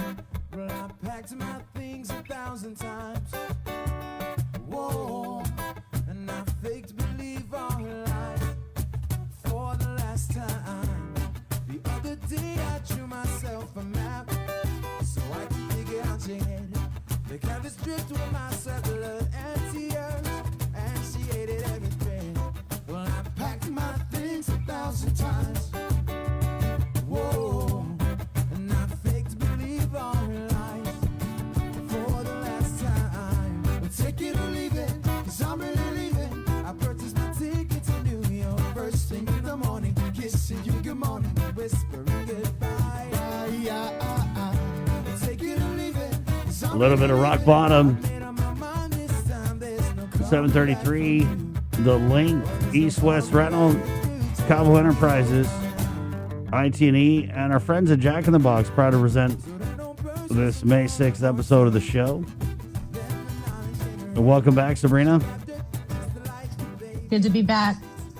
Let's head into the Zoom room where you got to scoot over a little bit, Bree, because Administration Director Ed Byrne is coming in. Guys, if Sabrina's background looks a little bit familiar, for those of you who've followed along on the show, she's in the quarantine hotel, La Dusitani, just returned from a trip stateside, right into the 6 days in the hole. But what a... It's not a bad hole. Yeah, I know. We started the show with a beautiful view, and that's going to be kind of our go-to, Bree, is anytime it gets boring on here, we're just going to make you walk out on the balcony. Okay, not a problem. Let's get Administration Director Ed Byrne on. Good morning, Mr. Byrne. Good morning, Chris. Good morning, Sabrina. Good Sabrina, morning. I'm glad to see that you've made the bed. Yes, what I do. Both of them. Yeah. Okay. I should alternate. Mr. Byrne, let's just get right into it here, and maybe we could get an update on the rental assistance. Yes, certainly. Thanks, Chris. Yeah. As we announced with a press release earlier in the week, we started the phase 2. So which amounts to us asking for another round of applications. In the first round, we got about 2,600 applications, and we're working our way through that. But we are aware that some people who appear to be eligible didn't apply. So we've invited them to start the second round of applications. And of course, the funding we have allows us to continue to do this into the future, so long as people qualify under the criteria to get these rental and utility payments. What was that? Do you have any idea some of the average payouts, Ed? To that, they vary considerably.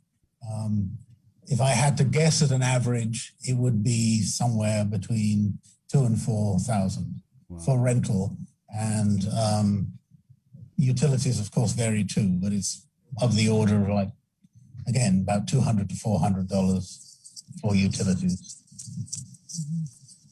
And so for the rental assistance, that goes directly to the landlord, right? Yes, it does. What about the utilities? As does the utility payments. Yeah, the utility payments go direct to the utilities. 2,600 though, I kind of would have anticipated there would have been more people. Yes, right? I would actually have too. And that's, of course, one of the reasons for reopening the applications again. It actually was quite surprising that so few people applied, when you imagine that the majority of people on the island rent their accommodation rather than own their accommodation. I guess the lesson is, we put out a press release. We probably need to, as we get through this new phase, we probably need to reach out more. And we'll continue to do that, and we'll perhaps have a more frequent press release type update to make sure that everybody understands that this program is open. But the landlords themselves, are also able to register, and so it's not just the responsibility of the tenants. The landlords obviously get the money, so they have an interest in applying. I think that the biggest issue we've really come across is a lot of these arrangements are not formal arrangements. A lot of these landlord-tenant arrangements are informal arrangements, but we're trying to have to match that with federal standards, and that's proven to be a little bit problematic. And we're allowing the parties to go back and formalize the arrangement so that they can qualify. But of course, all that takes time and effort, but we'll obviously want to put all that effort, whatever effort is needed, into it to get these payments. Have you seen any, cases where people were intentionally trying to fraud the system or the program? Yeah, that's kind of hard to judge. I mean, we have had a fair number. I think it was about 350 that were ineligible. I don't really want to take a view as to whether it's because they misunderstood the criteria or if they were deliberately trying to game the system. We don't have access. The unemployment program was able to make a clearer determination because it was a continuing payment, and they had access to other information. We don't have that. We're just trying to match the information that we have.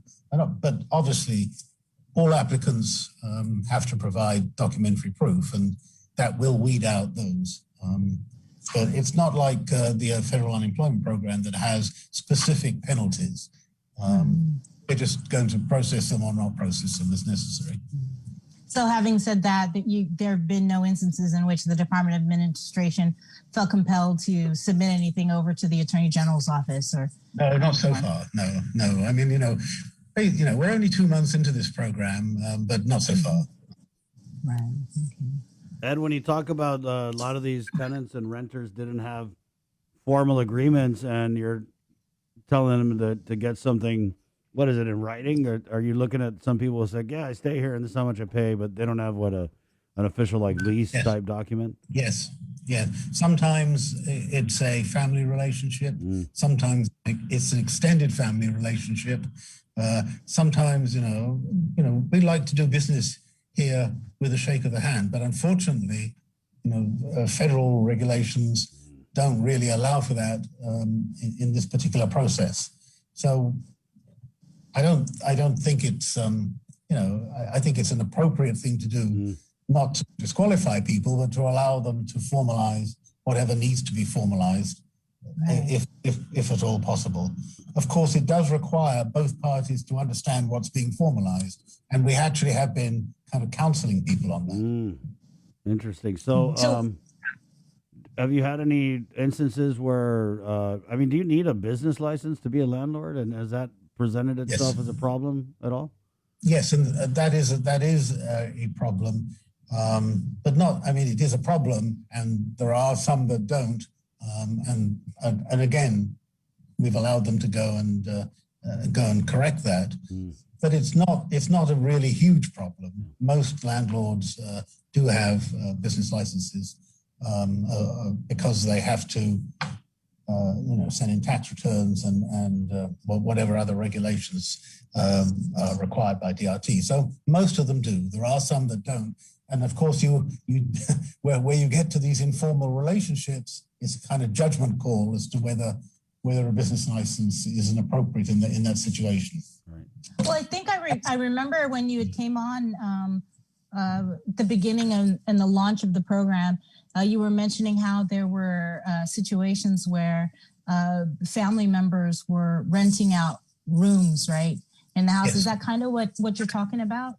That's partly it, but it's not just rooms, Sabrina, but it could be attached houses or some other situation. But rooms certainly are a common occurrence. Wow. So then can we just kind of go over what's the criteria again, just to remind people what they need to know as you enter into phase 2 and what they need to have when they apply? Yes, I can. The first thing is, someone needs you.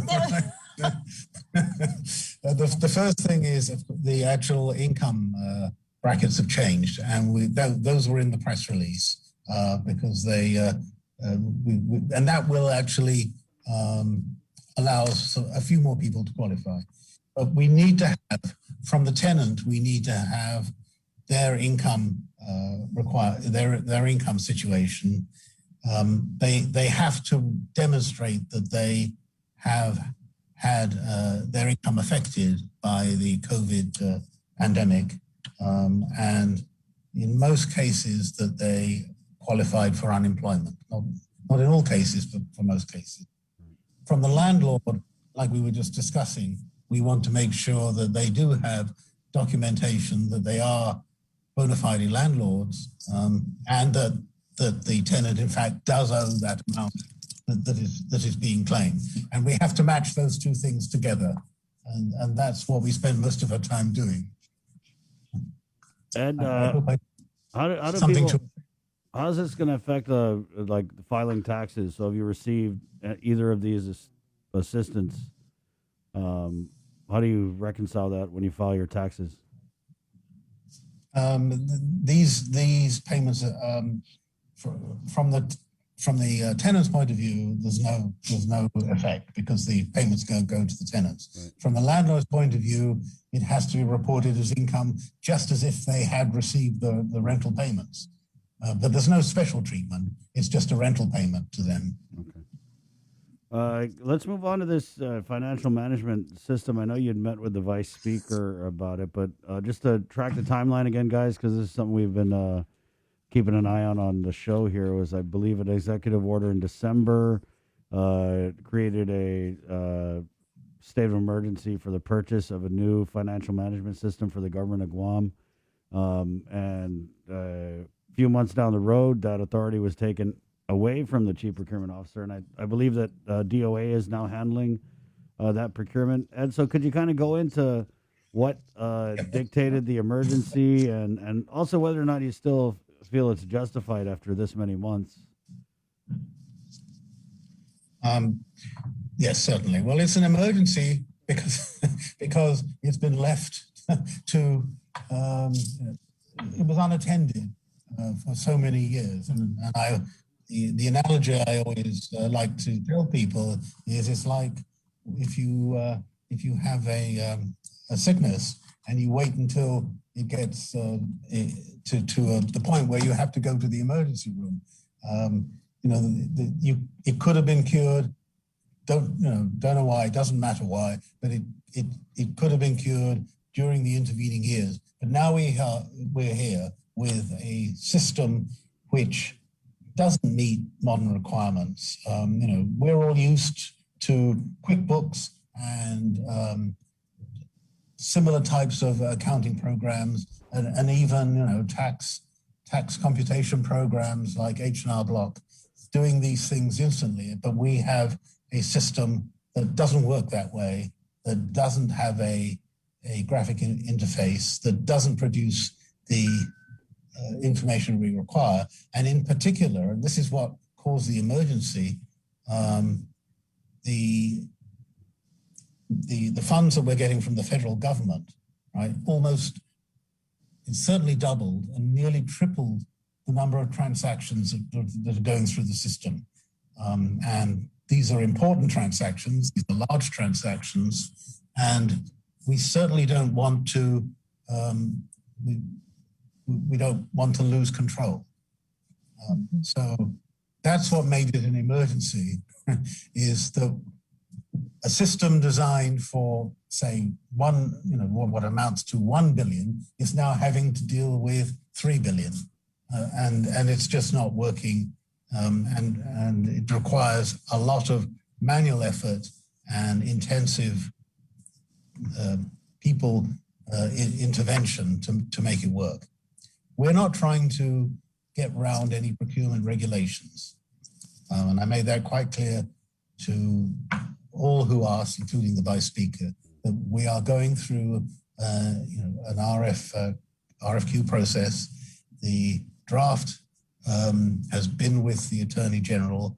I believe we got the Attorney General's final comments yesterday, and we're updating it accordingly. And I saw an email, but I haven't gone through it yet, but I will go through it today. And with the intention of getting the RFQ out in very short order, in order that we can get this system in place. It's important to us because we want to do it at a time other than the end of the financial year, because there's so many other things going on at that time. So, and the financial year end is September. So that kind of, if you work back from that, that dictates the schedule that we're trying to work to. Can you give us a status on the bid or whatever stage it's at right now, and how many responses? We haven't got the RFQ out yet. As I say, it was just finalized by the Attorney General yesterday. Okay. So we're in the process of getting it out. So we don't have any bids yet. But I think there's been enough publicity for those who intend to bid to be able to prepare a bid. So I certainly would want to have the minimum amount of response days. I'm not sure if you already went over this, but how much is the system going to cost? We don't know yet because we haven't got the bids. But do you have a ballpark figure? Not really, because it depends how many modules you add on. Right? I really want to wait until I get the bids to know whether there are 3 basic modules in the core financial system. There is the accounting system, there is the HR part that also connects with the payroll system, and there's a procurement part. And we haven't yet, until we get these responses from people, we haven't got any idea how much each of those modules is going to cost. Right, but we've set aside some funds in the expected amount that we're going to get from ARP funding, which is another thing that we're working on. And I think we put aside $8 million to do that. But I really don't know how much it's going to cost. do you know how much the old system has cost? Maybe we can do a little comparison. Well, the old system was purchased in 2010. So there's not a good guide at all. I mean, it's, I'm sorry, not 2010, 2001. 2001. Yeah. I was going to say 10 years. Yeah. Yeah, 30. It's 30 years. It's 30 years almost that it started, and certainly over 20. It's not a really good guide. Anything 20 years ago, I think you might want to compare it with today's prices. Yeah, but you know, when there was that report that the chief procurement officer had submitted to the legislature relative to listing of emergency yes. purchases and sole source procurements, but there were a lot of purchases from data management, which that's the company that runs the current financial management system. That's the company that sold us the existing financial management system. Yes. Right. So I mean, we didn't have any insight into what those payments were for, but it was pretty significant, right? There was a large number of large payments. So what were those for? Most of those payments are not for the financial management system, because we actually really haven't paid anything for this financial management system. A lot of them are for things that bolt onto it, such as the system at DRT, the system at public health that deals with the Medicaid and MIP payments. There are other such control systems throughout the government, and most of the payments are actually not related to the FMIS system. They're related to those other processes. So would you categorize those as like system upgrades, or are they just like different components that add on to? Most of them are kind of what I think are characterized as maintenance of the system, because like any system, I'm sure it has to be brought up to date. Yeah. But the way that is managed by each agency is each agency's decision. Right. And as far as DOA is concerned, we really haven't spent a whole lot of money on the system. And why would you when you're going to replace it? Mm. Ed, so you're saying it's an emergency, right? But I mean, just outside looking in, why haven't we seen the signs of it? I mean, what would those signs be? Would we be seeing payless paydays, or would there just be, major malfunctions with financial numbers, or can you just translate to the lay people out here? Yes. I mean, I think like I was saying earlier, the biggest symptom is dealing with these federal dollars. We have many more federal reports to compile and submit because of these the federal funds that we're getting. The biggest effect really is it's my job to make sure these things don't happen, right? That we don't have payless paydays and vendors do get paid. But there's a lot of strain on the people working at DOA who have to work long hours and work at things that to get these basic processes working, whereas I really want them to work on higher level issues that we have to deal with. We're trying to complete the audit. There's a lot of pressure on us from the public auditor and others from the legislature to complete the audit. So all these strains and stresses are going on in here, but we obviously do whatever we can to make sure that outside things go as normal. So did it hold up pretty good for the CARES Act though? Well, the CARES Act it was 180 million, and no, it really didn't. We had to do some things in a different way, and frankly, we learned a lot by getting this CARES Act money. We're going to put those lessons into play when we get the ARP money. But no, it really didn't. The system, as I say, was designed for a much smaller government. And I don't think we're alone in this. I mean, a number of the other states have found themselves in the position, although they're dealing with really much bigger numbers, but their systems also left them struggling a bit. And I know at least 2 or 3 states have been doing what they can to upgrade their systems also. Did you at any time try rebooting the system, Ed? You mean just pull out the plug and see what happens? Yeah, turn it off and on. That's what we do in here. and you still stay on the air when you do that? Everything's working fine. Well, I'll think about it, Chris. Yeah. But if I do that, I'll be sure to blame you. Right. Can we get an update on the overtime and COVID pay, the usual stuff?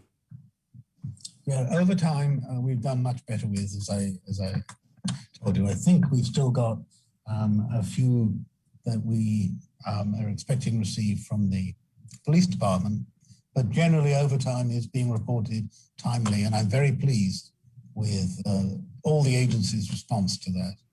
And I'm sure the employees of those agencies are equally. The hazard pay, we're still behind some periods in some agencies.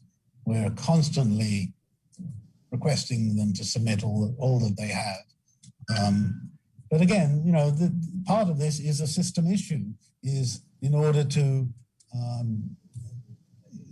get the hazard pay, we have a separate timesheet that has to be put into the system. There's no easy way of putting it into the system except punching it into the system. And that's done by the agencies. And they have to make sure that what they put in is the same as what they, the paperwork they submit to us. But we're always on that. We're always trying to make sure that we get those payments out. But I'm really happy that as far as overtime is concerned, I think it's almost a thing of the past. Ed, I wanted to go back to just the financial management system and what you said about us getting all this federal money and the reporting requirements. So at this stage, if we were to be audited by the federal government, would we be able to satisfactorily supply all the information they need, given that we're using this system that you say is outdated? As far as the CARES Act is concerned, Chris, we are required to do, through the Treasury portal, quarterly reporting. I'm really happy to say that Guam has always been on time with the quarterly reporting. And indeed, there have been 1 or 2 states more than 1 or 2 states actually, who certainly encountered more difficulty than we did in getting their information in. So far, we only had 1 comment from the Treasury Attorney General, which is that we put 1 payment in the wrong category, which we obviously fix the next time. It was just 1 payment in 1 category. But there's a difference between, a financial management system and compliance with federal regulations, and we have to do both. But it's not always a clear path from one to the other. We're always telling agencies, in order to get the federal money, we have to comply with all the federal regulations, which includes the Treasury Inspector General, the OMB, single audit that we are trying to complete now, at least for 2020. It doesn't always make us terribly popular here at DOA, but we are, in order to satisfy the audit to which you referred to, we obviously make sure that the regulations are complied with. I wanted to ask just real quick because I know there's a hearing today relative to this COLA certificate from Attorney Mike Phillips. Did you have a comment on that, Mr. Byrne? No, it's a legal issue, and as you know, it's not wise to speak on legal issues when a legal process is proceeding. So we'll just let the legal process play out. Okay, well, let me ask you one last question here because we only have about a minute. What can you tell us about the UK variant? Well, first of all, I don't have it, so I don't have any personal experience of it. I don't know a whole lot about it, to be honest. Take it back. Because I'm here, and I'm glad I'm here because we have much less infection rate here than in most places. It's just I understand viruses change in nature, and I think this one was first identified in the UK. I don't know which part of the UK that it was found in, but there are other variants out there. Just as, I guess all I can tell you is do whatever you can with whatever precautions you can, whichever hygiene precautions you can, not to get it. Right on. All right. Okay. Well, thank you, Mr. Byrne, and happy belated birthday, right? Yes, thank you. Yesterday. Yeah. Enjoy your tea and crumpets. Okay, enjoy your stay, Sabrina. A day. Okay, guys, we're going to take just a really quick break, and we're coming back on KUAM TV next. Good morning. Banners posted. We got your 6 at 6 a.m. with the link on Breeze 93.9 FM. Bree and I connect you with all the latest news and information you need to know to start your day. Then check back with Guam's news leader at 6 p.m. for the day's top headlines with KUAM News Primetime. From 6 a.m. to 6 p.m. and everything else in between with KUAM Digital, we got your 6.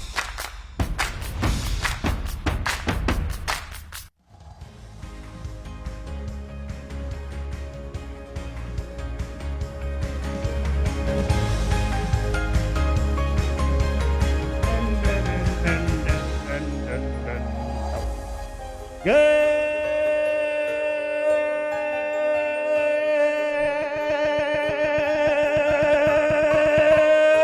morning, Guam. Good morning. Woo!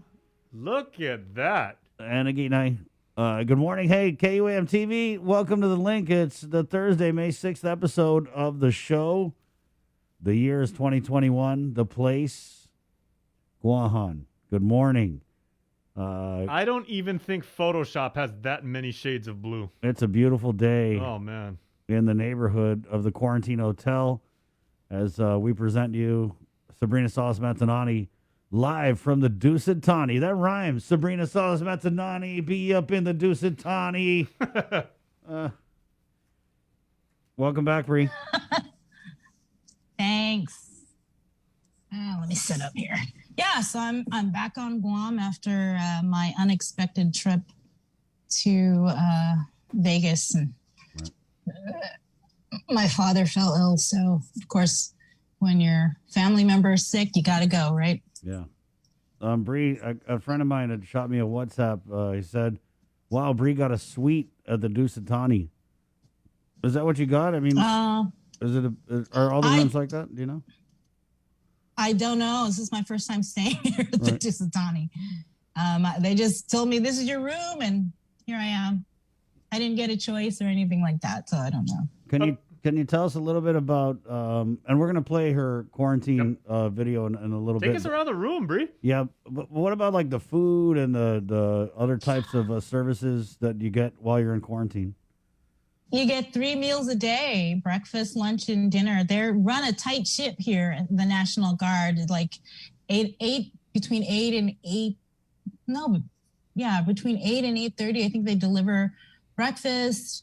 But actually, it was early today. I got it when we were in the interview with Mr. Byrne. I was going to say, I think around 12 o'clock. we need to tell people what happened behind the scenes because even Mr. Byrne goes, Serena, I believe someone's knocking at your door. So Yeah. we took her off camera and we're like, hey, you should go answer the door and get your breakfast, man. Yeah, and my breakfast is. All right, let's let's see. see. Let's see. Look at all these containers. Oh, and they're Bree pretty keeps tight. containers. We know this. Okay. It does look like pancakes. No. No, it is eggs. Some what are these? The waffle fries and sausage. Wow. That's breakfast. They actually give you a lot of food, and I have not really eaten a lot of it. I'll just take a couple of bites. Feel bad. It's not good to waste food, but I haven't been all that hungry.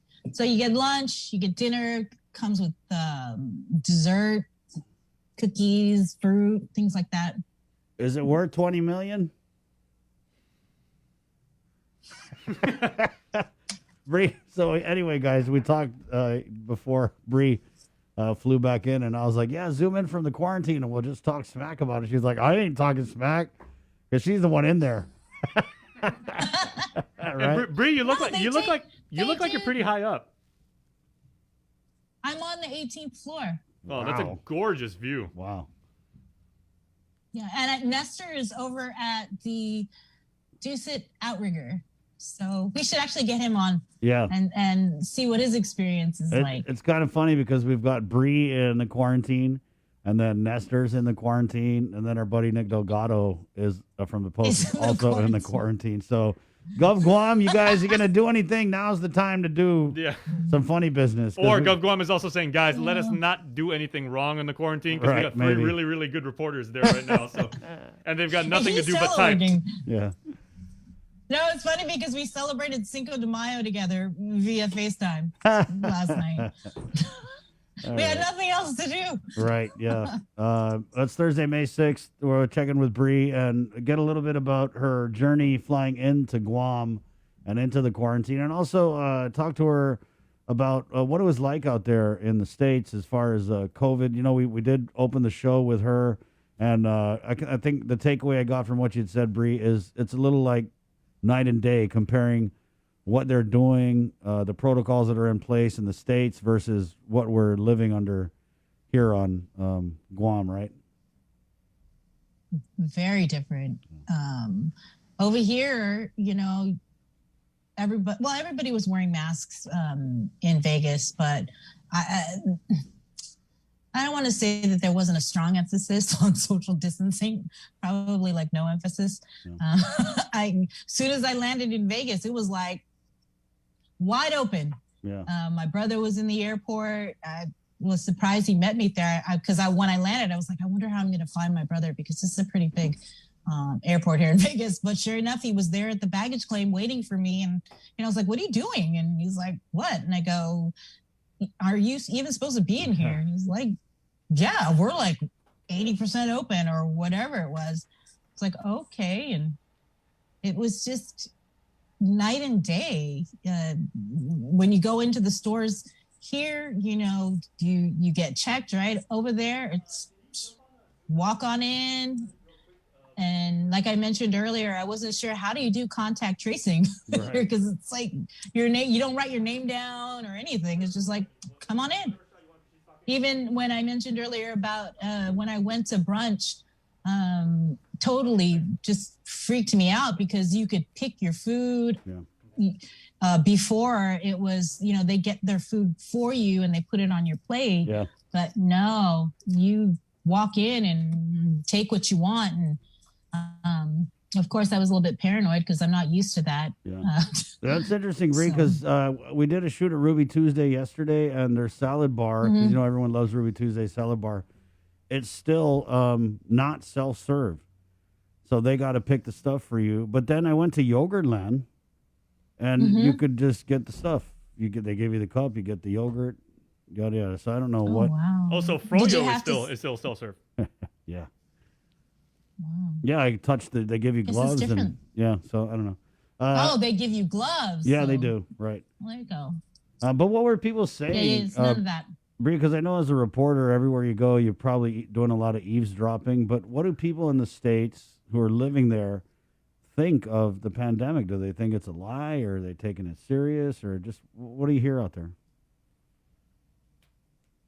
Well, I didn't do a whole lot of, going out or anything. So I really didn't get a chance to talk to a lot of people other than my family because, I wasn't there for a vacation. It was to, take care of my dad. And so it was hospital, the nursing facility, the rehab center, and back home and taking my mom to her medical appointments back and forth. So sorry, I didn't really get a chance to talk to a lot of people about what was happening out there. What about your family? I mean, I know your parents are ill, but your brother, does he take it serious, or just what's his thoughts? Oh, yeah, of course he takes it serious. We both were walking around with our alcohol sprays everywhere we went, getting in and out of the car. Yeah, because, he takes care of my parents and they're vulnerable. So he's always been, since it started, he made sure that my mom and dad, were taken care of. They're fully vaccinated. And he's also fully vaccinated. My brother flew in from Oklahoma. He's also fully vaccinated. He was sick at one point. So he's very cautious. So we're all very cautious. Protocols or not, we wore the masks, we sanitized constantly and disinfected. Well, and I see a familiar face. Yep, look who came to breakfast. In the Zoom room. Hey, what did you get for breakfast? I got the same thing you did. Those are actually longanise. Those actually longanisa, Bree. Oh, okay. Oh, a little sausage. Sorry, but yeah, it looks good. This is all right. Doucet is providing the meals, I think. I'm not sure. Yeah. All right, Ness. Good morning, Nestor. Good morning. Yeah. And welcome everybody. home. Yeah, we really got to quarantine Nestor because he came from the PI, and the two of the UK variant cases came from the Philippines. Nessa, welcome back. Yeah, it's. Sorry, go ahead. You were in the PI for the Philippines for a few months. I really am so malago to travel to the Philippines, but I hear it's not doing so good. What's the situation there, Ness? Yeah, actually, you can't get in. There's no international travel except for certain categories. But yeah, it's not. They're not doing that well. Obviously, Guam's doing much better. They're having issues securing vaccine, and they're still have not really gotten any a grip on the infection rates. It's still pretty high. So, and they're doing quarantine. They did a lockdown a couple of weeks ago, reopened slightly, but it's still not good. So, what kind of a vaccine? I know that we spoke a while ago. Are they offering? Is it still just AstraZeneca? It's AstraZeneca and Sinovac, which is a Chinese vaccine. So yeah, and they're doing their their version of the FDA is doing those EUA. Yeah, it's still the rollout is very slow. They've started, and it's the same sort of categories. The elderly, the frontliners, and the elderly, and then they'll get to the general population. But there's the Philippines is a population of 100 million, and so they're a long way. They're a long way from achieving any sort of herd immunity. And when I say a long way, it could be a couple of years. Wow. Oh my gosh. Yeah. I mean, that's having gone to Manila and the outlying areas and seeing just how crowded it is. Has that presented a challenge? I mean, obviously it has in, stopping the spread and just social distancing and all the other things that are effective against COVID? Yeah, Manila in particular, because Manila and the National Capital Region, which is just the whole bunch, which is essentially Metro Manila. That's the population that's having the most difficulty because is such a dense population. Manila is one of the densest populated cities in the world. So that's one of the problems. And then, like I said earlier, the lack of vaccination. But as far as the outlying provinces, it's not quite as bad. Well, not nearly as bad as the situation in the Metro Manila area. Yeah. Now, Ness, you were not only saying that like how difficult it might be for like someone like Chris to get in, practically impossible to get in. It actually took you quite a while to actually get back here. Oh yeah. Yeah, well, I was since I can do my job online, so that's why I wanted to take advantage of being over there with family. So Yeah. I extended a couple of months. Right. And that's so when you It's talk about, almost though as if you never left. yeah, because you were doing so much. When we talk about the surging there, are they seeing in the Philippines a high number of deaths and hospitalizations? That's another big problem too, is the hospitalization rate. They're at max capacity, over 90% in all of the public hospitals in the Philippines. In fact, that's one of the things that it keeps coming up in the media, is folks that get sick, not necessarily with COVID, but get sick and can't get into a hospital. And that's one of the things that Guam has tried to prevent, has been very successful at, is keeping that hospitalization rate down low, because you want to avoid what is happening in Manila, which is the lack of any hospital capacity. What are the people feeling, Ness? I mean, is there a lot of just I'm sure anxiety, fear?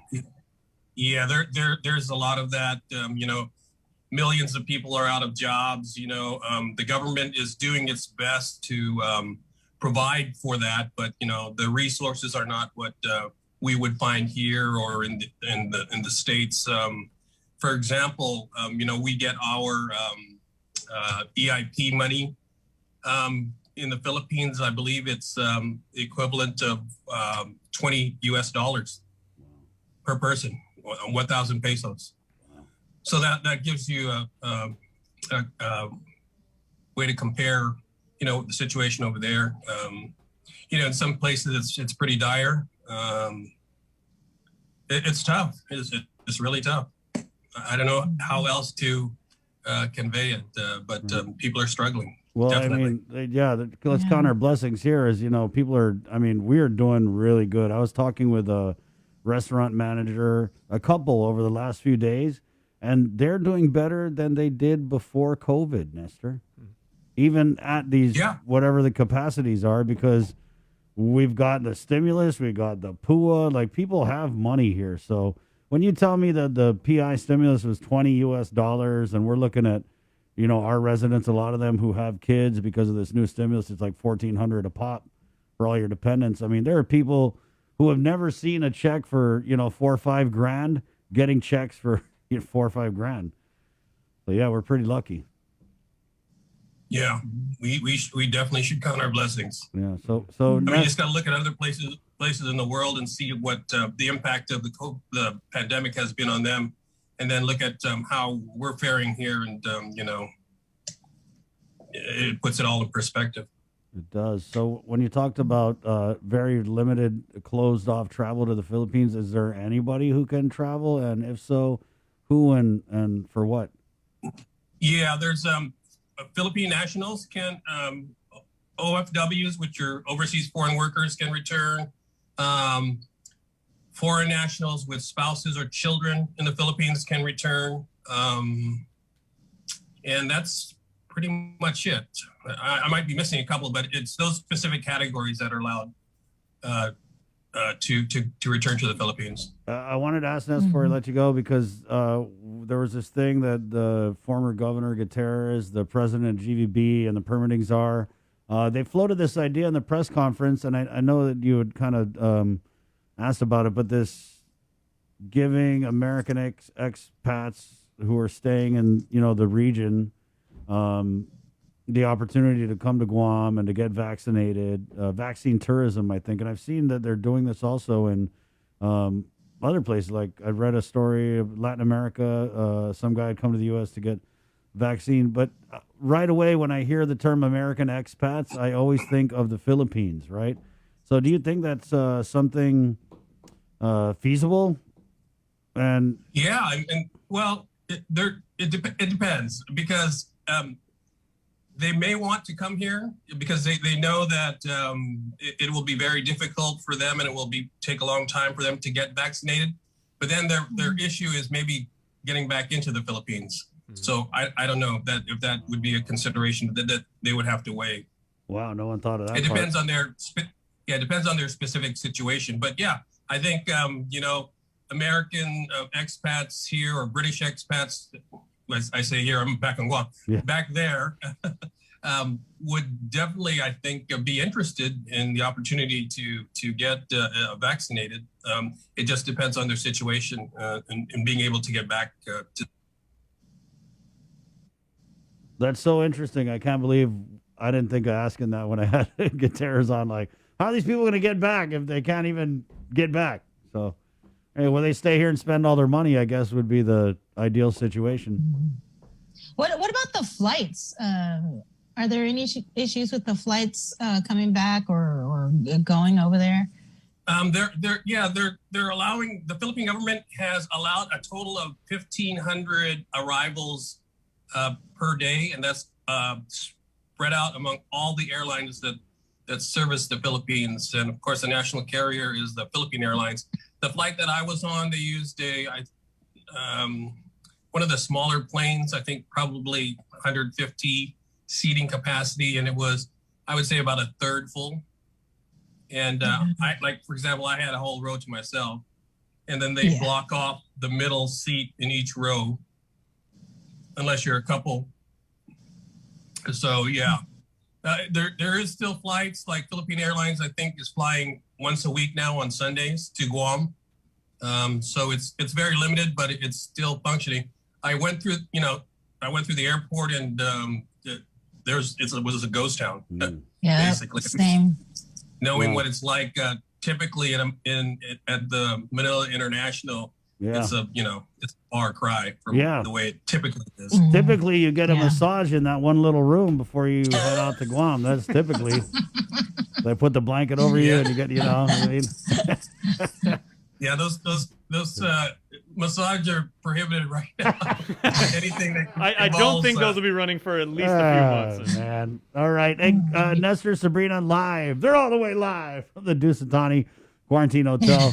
Let's go ahead and take care of news. We've got, I want to say, about 3,000 nurses coming on for Nurses Appreciation Day at 8:21 with the also, very by latest. the way, we mentioned happy belated birthday to Mr. Byrne. Fittingly, on Nurses Appreciation Day, our friend Nurse Jen Artero, it's her birthday today on Nurses Appreciation Day. There you go. 8:21 with the very latest from the KUAM News team. Jason Solis, good morning. All right, good morning and good morning, Guam, everybody. Our island continues to grieve after learning of the 138th COVID-19 related fatality recorded Wednesday at the Guam Regional Medical City, a little before 11:20 in the morning. A 54-year-old man with the virus who had underlying health conditions passed away, according to the Joint Information Center. That man tested positive upon admission to GRMC on April 29th. JIC also reported 12 more cases positive out of 508 samples tested for coronavirus taken Tuesday. Of those 12, 4 were identified through contact tracing. 99 people on our island are currently isolated, with Guam's CAR score remaining at 1.1 for the second straight day. 7 COVID cases are currently hospitalized, 5 at the Guam Memorial Hospital, in Tamuning at 2 at GRMC. More than 67,000 island residents are fully vaccinated against the coronavirus. Well, let's go back to the newsroom now, where Isaiah Uggan is standing by, and he has your Thursday morning link update.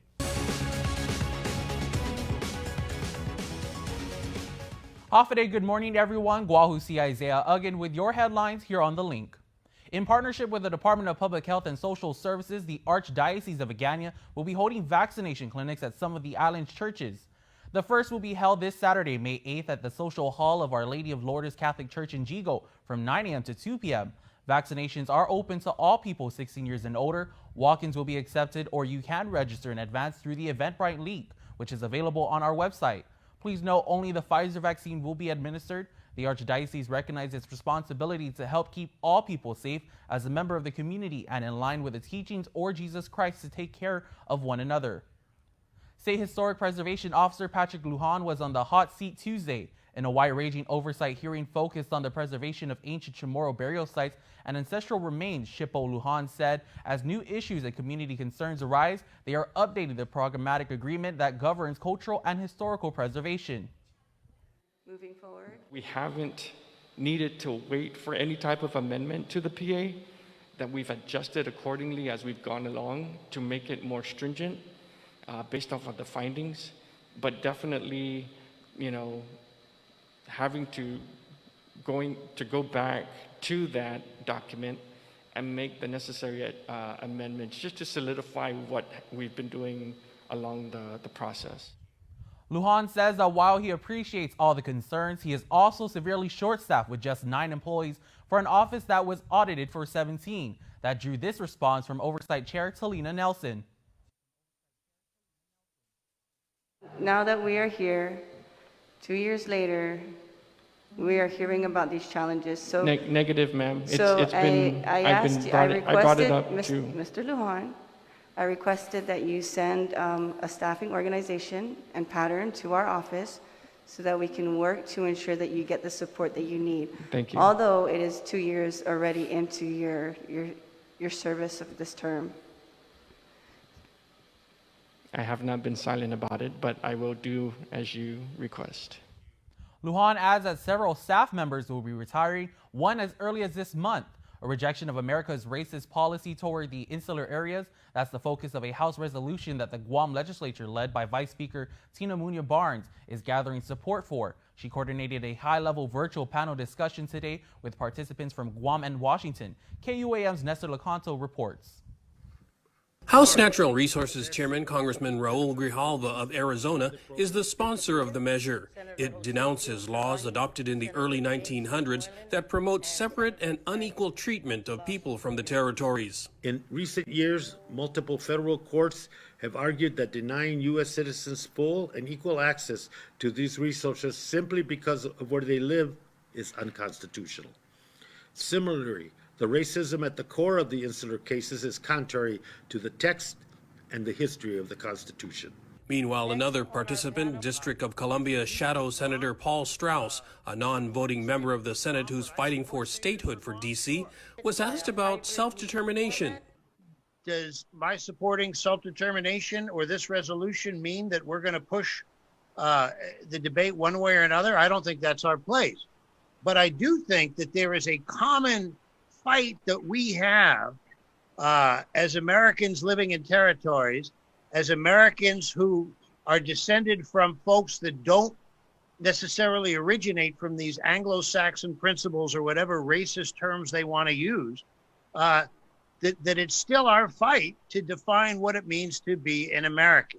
But former Congressman Robert Underwood said denouncing the racist policy is just a first step. Congressional action must follow. So let's say the racism is decried. Then what? What happens next? Well, the case, the underpinnings of the case still are intact. The U.S. Congress still has the authority to deal with the territories in any way they want. Then the next phase is what is critical. And when we go to the next phase, then we see the wide differences of opinions. Congressman Grijalva will host a public hearing on his resolution later this month. For Guam's News Network, I'm Nestor Lecanto. That's the news for now. We'll see you all at 6 tonight on Primetime.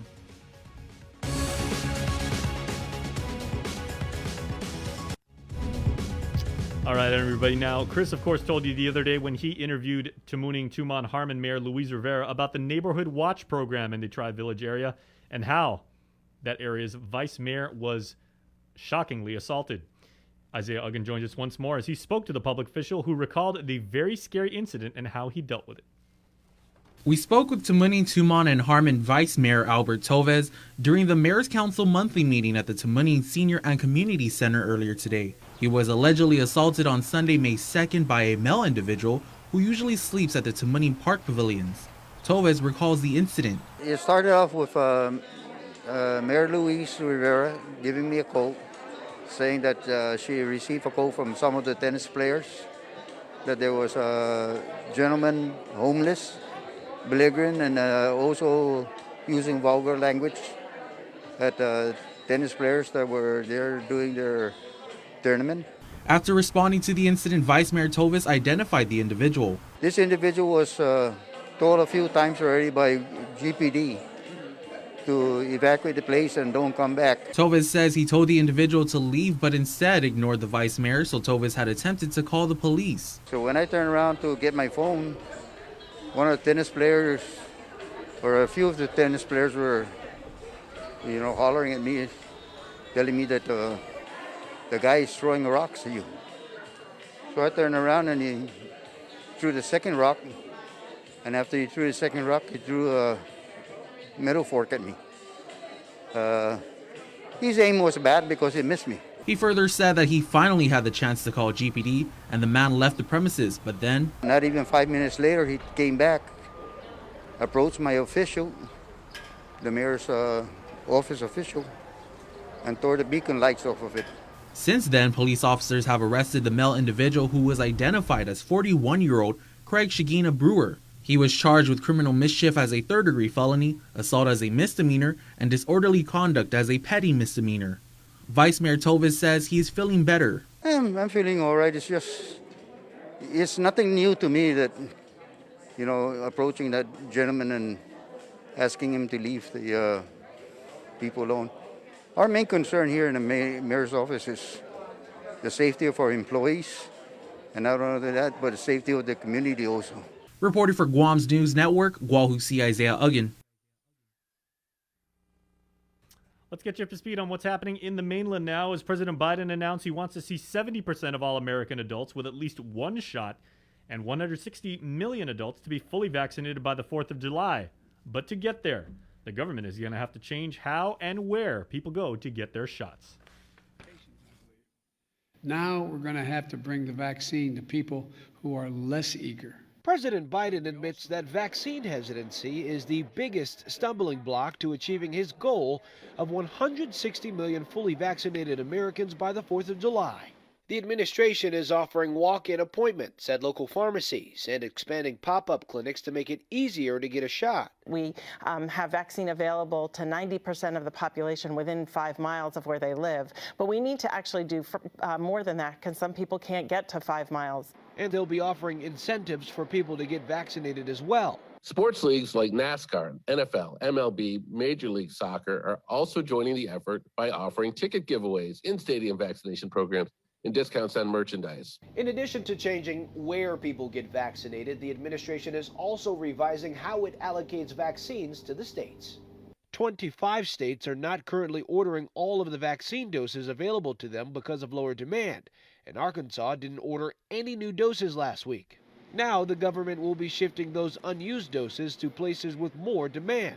Although we are seeing progress in terms of decreased cases, hospitalizations, and deaths, variants are a wild card that could reverse this progress we have made and could set us back. The CDC is warning of a possible surge in cases due to the new coronavirus strains, especially in areas with lower vaccination rates. Skyler Henry, CBS News, the White House. And finally this morning, here is a look at local news in Guam's native tongue. Here's Uncle King Concepcion with your Chamorro News Update, sponsored by our friends at First Hawaiian Bank.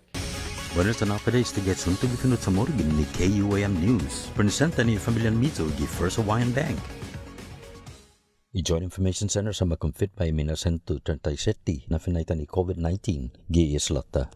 Imalangon ni 59 antes na idalahi sa gaitid not otusia zamate gi Guam Regional Medical City gi Ilunis diartes gi Madzu.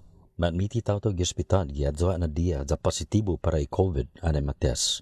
Igubet no luliong greo lagyan na Biblia sa asangan na entry debusyon dyan inggeta guaha sempri konsulado para inigomta. Debilita kontinua hafata tsotsogwi para tapreten mais hayat dyan igunay zata siya.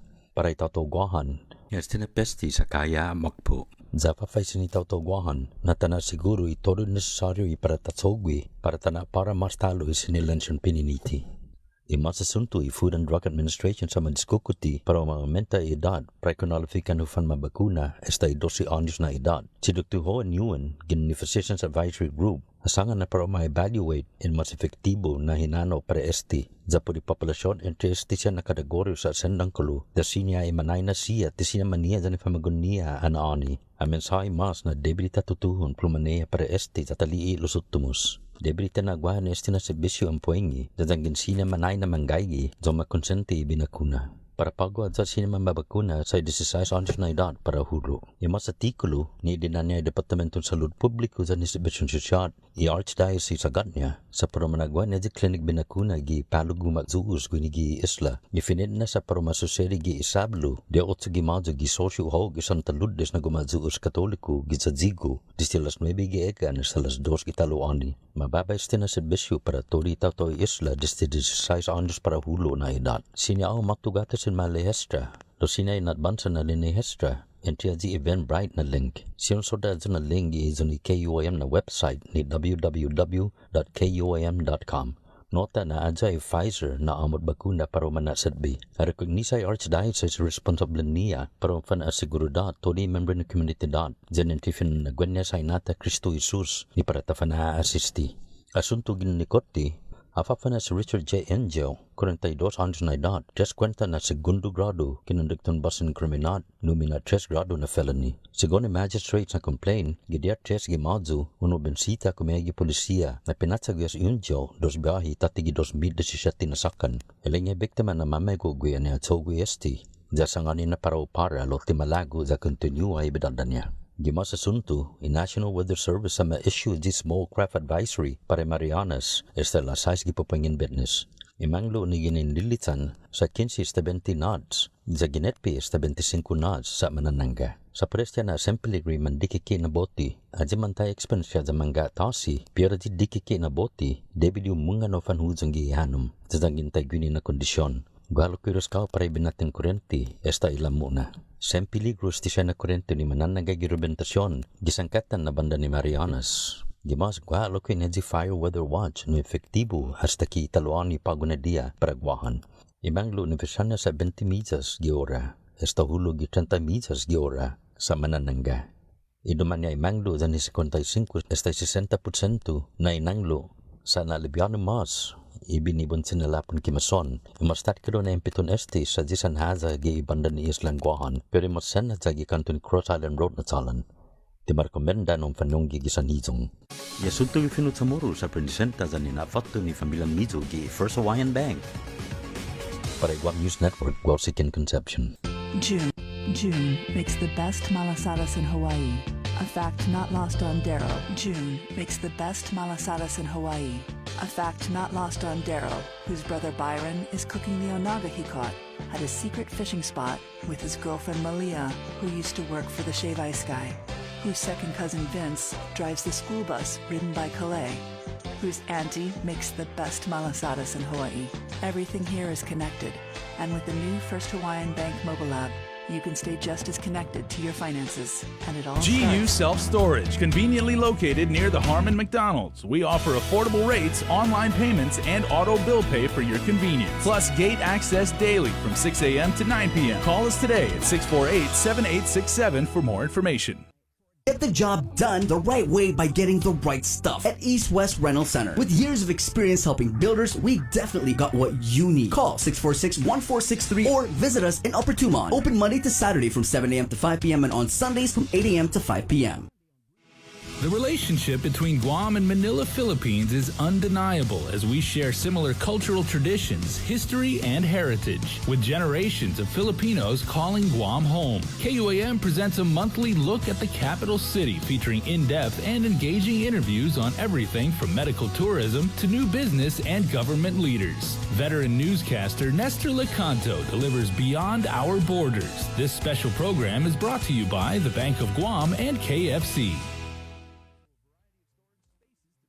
Uno Go, delivering meals from your favorite restaurants and more, including delivering sodas and adult beverages from the Bottle Shack. Visit uno-go.com or download the app today. Also follow them on Instagram and Facebook.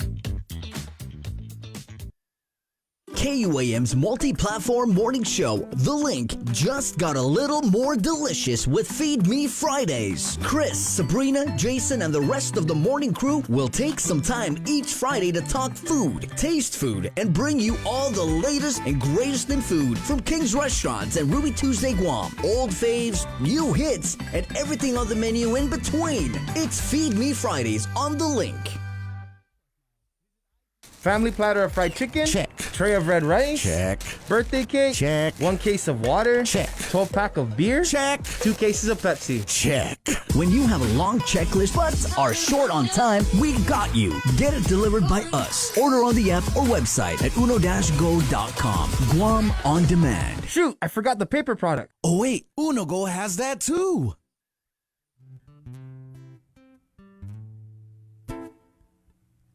This is a compilation of words written down on the board of my dreams. This is a complicated line with too much rhyme and sound, it seems. But you seem to love when I sing. The troubles do. Welcome back, everybody, on a Thursday morning here on The Link. Looking good outside, and it is a special day here because it is National Nurses Appreciation Day. Every day should be National Nurses Appreciation Day. The fact that we only have one official day on the calendar, tell you what, we here at KUM, we're going to make it our mission to correct that and everything like that. So while we work on that, we have 4 amazing island nurses here, 4 amazing people. All women, all have dedicated their lives, and it's not just a job, it's truly a calling to making sure that people can live healthy lives and they can take care of those when we are at our most vulnerable. So first of all, ladies, thank you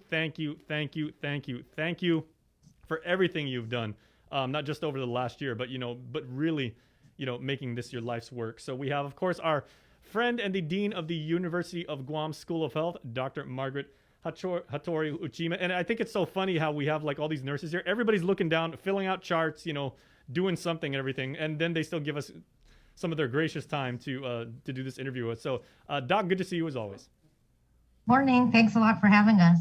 We really a pleasure appreciate as always. Also, a member of the UOG faculty and a former Navy nurse, Natalie Capaci. Natalie, good morning to you.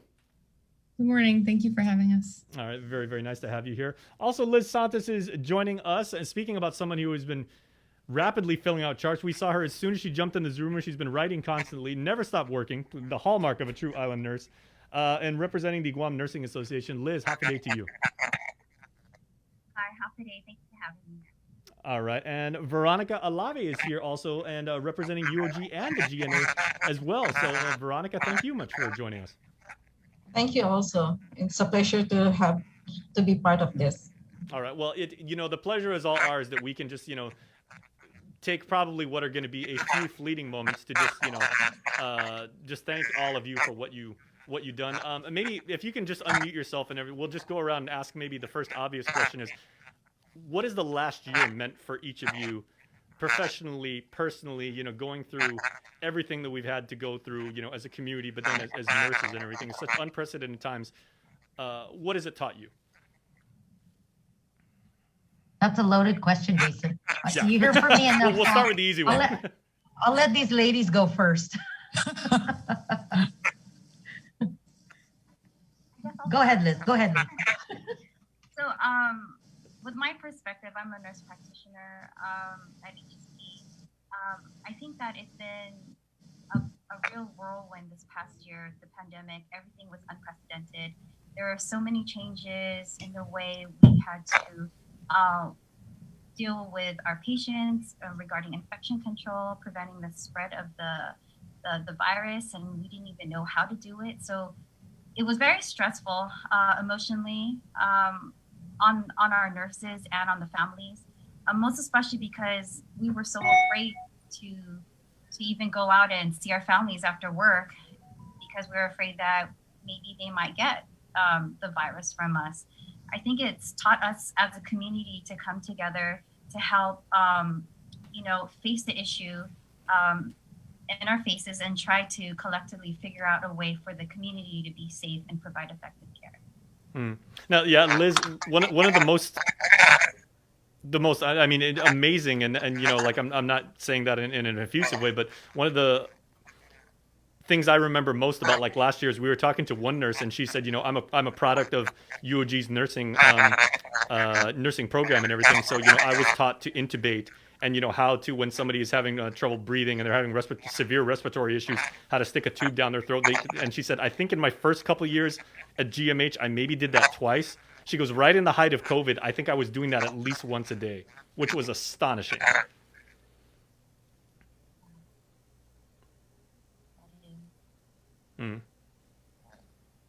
Yeah, so maybe Natalie, from the perspective of someone who has, you know, you've been a nurse, you know, down at the Navy, and now you're someone who is helping to train these nurses and get them ready and send them out into the field and everything. How has this helped maybe to galvanize your mission? I think this past year's kind of taught us all that even if we have one plan, we have to remain flexible. We have to learn, use our resources, collaborate with other fields, collaborate with, you know, get the information as soon as it's available. Like Liz said, things were constantly changing, so we didn't really know, you know, what the path was going forward, or it wasn't really clear. So working with the community, working with other health professionals and collaborating with other teams, it was really impressive to see how the island came together and people really worked together for one goal.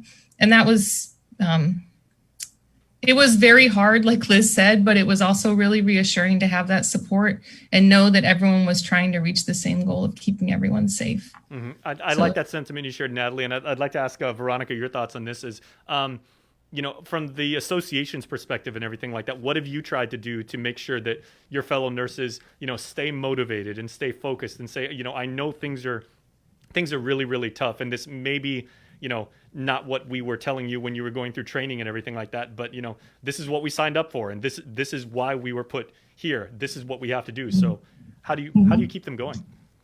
Well, for me, my involvement during this pandemic is really to come out more and have more healthcare people to work in there. I'm part of the CNA program of the UOG, the Nurses Assistant Program.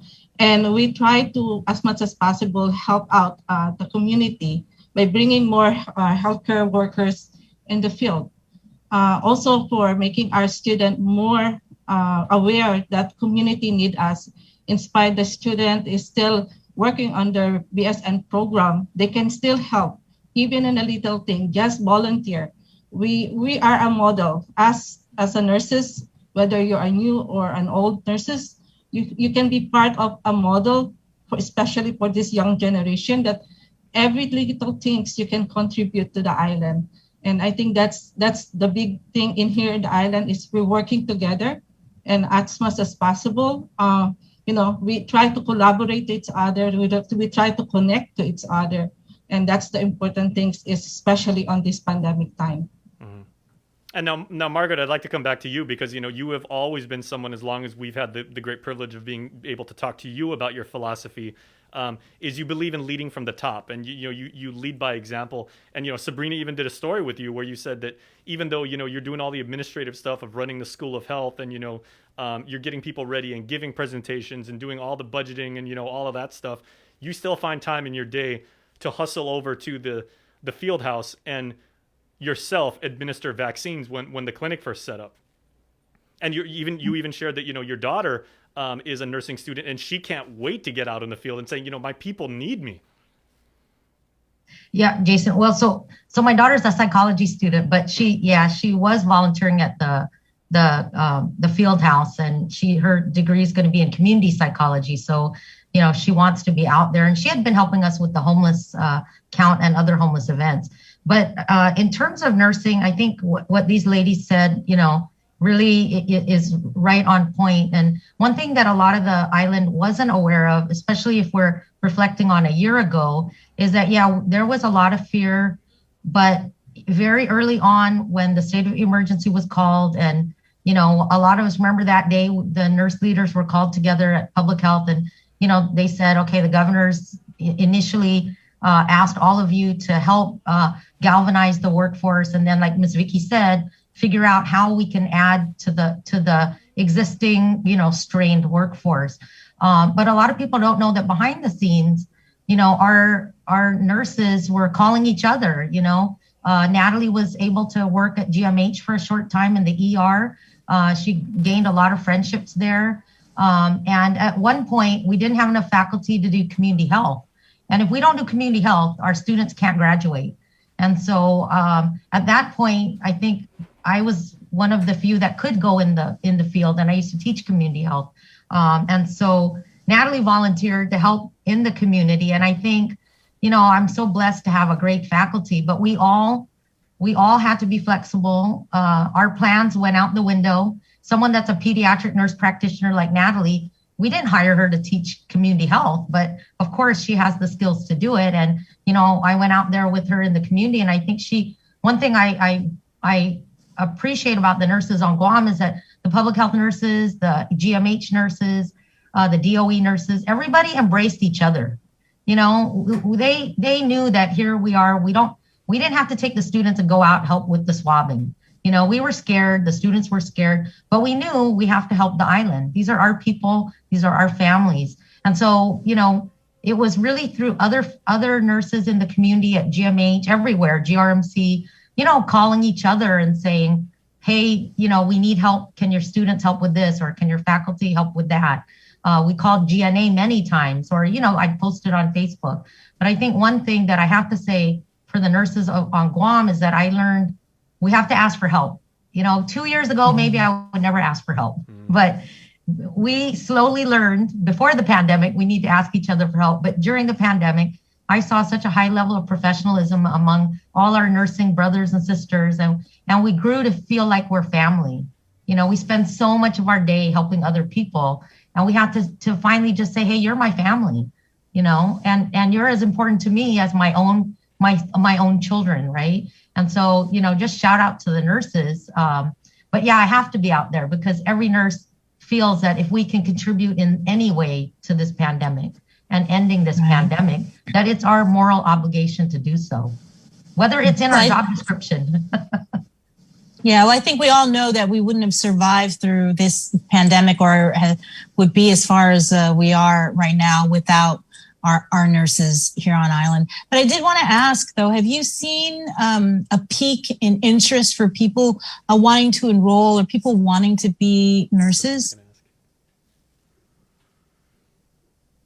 That's always, we've always had an interest in nursing. And I think nationwide, of course, the interest in nursing and medicine has grown. On Guam, it's always been a huge interest. Our problem is resources in terms of classroom space, lab space. To grow a nurse, you need a lot of nurses that are in the field that will precept or train these nurses alongside them. So it's a big issue. But yes, great interest, and that will continue. Also with social work and public health.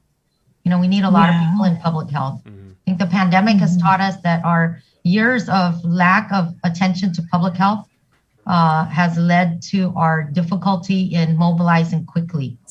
So there's a whole area of professionals that we really need to grow also. Yeah. So what's planned for today? And I think it's also, isn't it Nurses Month? Like the whole month is dedicated to celebrating our nurses. I think I saw something on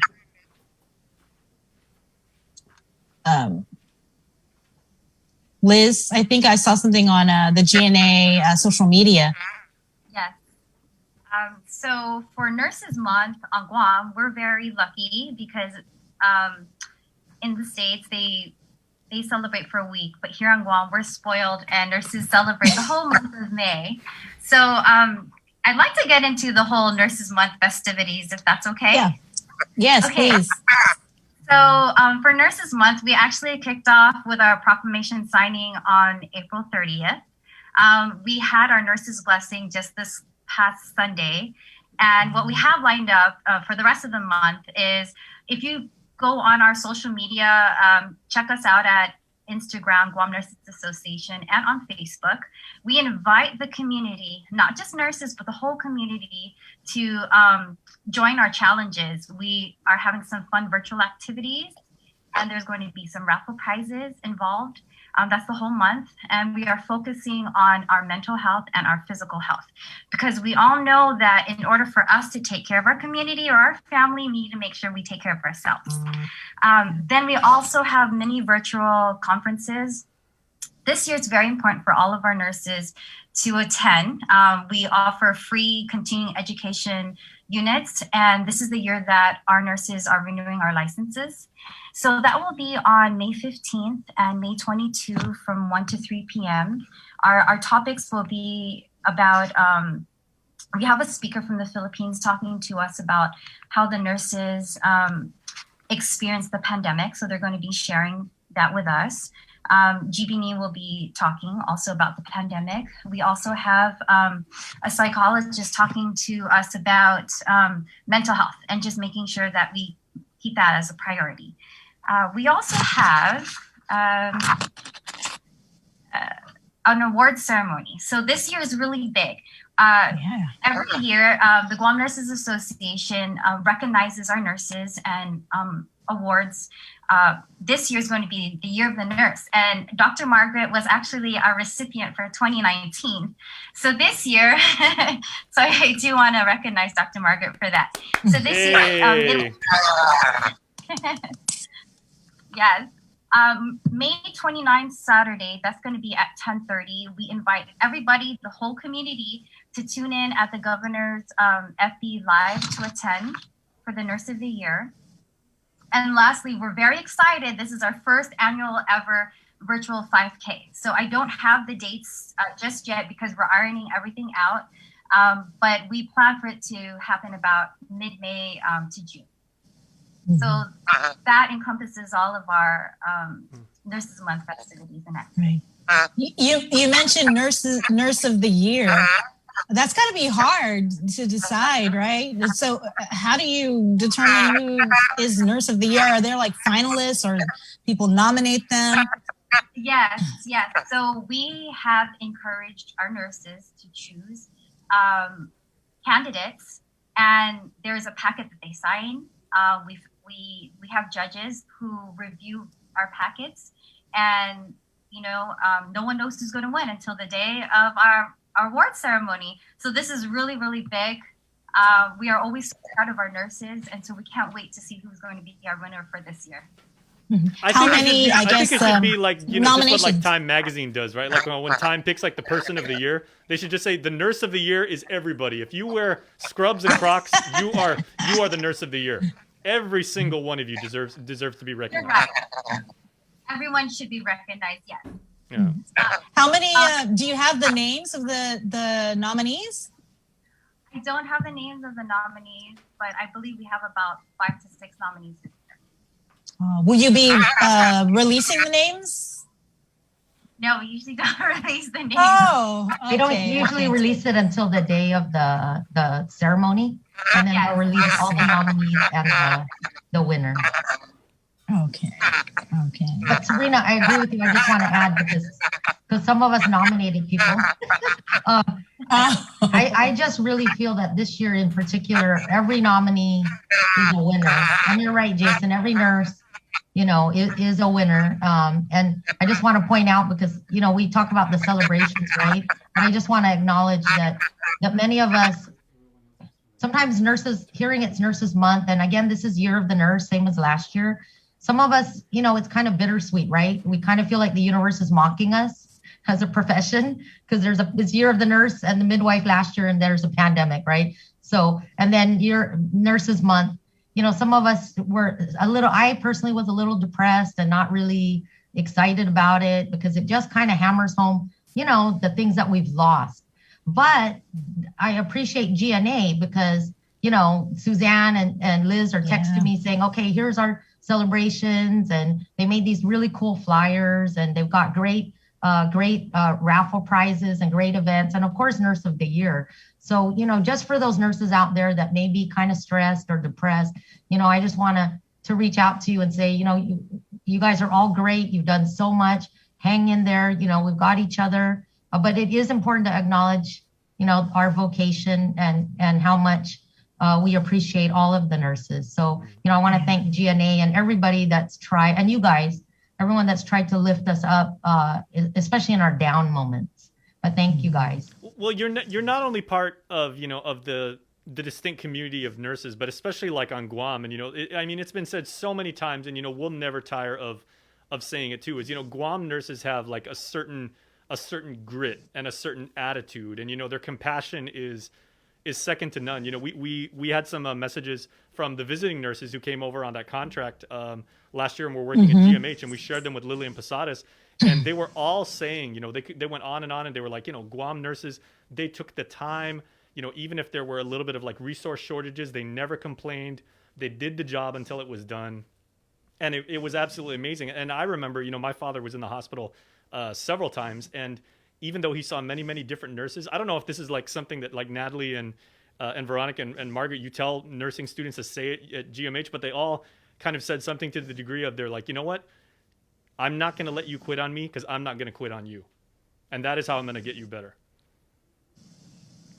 Yeah, I don't think we teach that, but I think it's inherent with nursing that you feel that way about patients. Yeah. Well, we thank you guys for everything, you know, for everything you guys are doing. And, you know, on behalf of all of us at KUAM, we appreciate you. And like Jason said, it should be Nurses Day every day. We're going to make that happen. Can I just say something that we just, in behalf of the GNA, we're also extending this celebration, not only for the registered nurses, but for all the nurses, especially even the nurses aide, you know, our nurse practitioner, nurses aide, anything in the field of healthcare, especially our nurses aide, they are actually our backbones. You know, they're very important, especially in the hospital. It's just that, you know, you said Nurses Day, so we just want to extend to everyone, nurses, as long as there's a nurse, you know, in the title in there, that this is actually for everyone's celebration, and we actually thankful to everyone, and thank you for recognizing it. And Jason, just a last shout out to Natalie, because Natalie's leaving us this year. She doesn't want me to say it, but what I think is important is that our Navy nurses, you know, Natalie's a former Navy nurse, but she was able to get some military dependents to volunteer and assist us. And so I just want to shout out to Natalie, because, you know, you've done so much for the community. Thank you, Natalie. That's amazing. Thanks, Natalie. And can we share, because you mentioned this and everything, nursing is also in your family.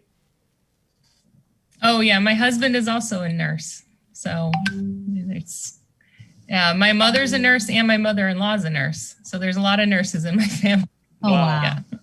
Well, we would like to extend our sincere thanks and sidus masi to, you know, your husband, your mother-in-law, like all of you, for the amazing job that you've all done. I mean, we're certainly better because of it. Yeah. And keep us posted on Nurses of the Year and the finalists. Yeah. Right on. Thank you. Ladies, thank you very much. Happy National Nursing Day. Happy Nurses Month. Thank you, guys. See you guys. There you go. Bye, Viva the nurses! Viva nurses! Viva the nurses! Viva! Viva the nurses! There you go. No, man, we got to get some music. We need some Now it's food. official. Yeah. But healthy food. Next year it'll be live. We'll Right be in on. person. There you go. There you go. No, There you go. Margaret, Yeah. we're gonna get some Person. snacks, but healthy snacks. Goals. Yeah, brown rice. Brown definitely. rice. We'll make you exercise. Well, I We'll do mean, some if stretching. we all ate healthy, you There guys you would go. be out of a job, though, Margaret. Thanks, guys. Bye. Okay, I'll see you guys. All right. 9:01. Good morning. We take a quick break, and we're coming back with the Chief of Police, the Guam Police Department. Next, right here on The Link. Good morning. The relationship between Guam and Manila, Philippines is undeniable, as we share similar cultural traditions, history, and heritage, with generations of Filipinos calling Guam home. KUAM presents a monthly look at the capital city, featuring in-depth and engaging interviews on everything from medical tourism to new business and government leaders. Veteran newscaster Nestor Lecanto delivers Beyond Our Borders. This special program is brought to you by the Bank of Guam and KFC.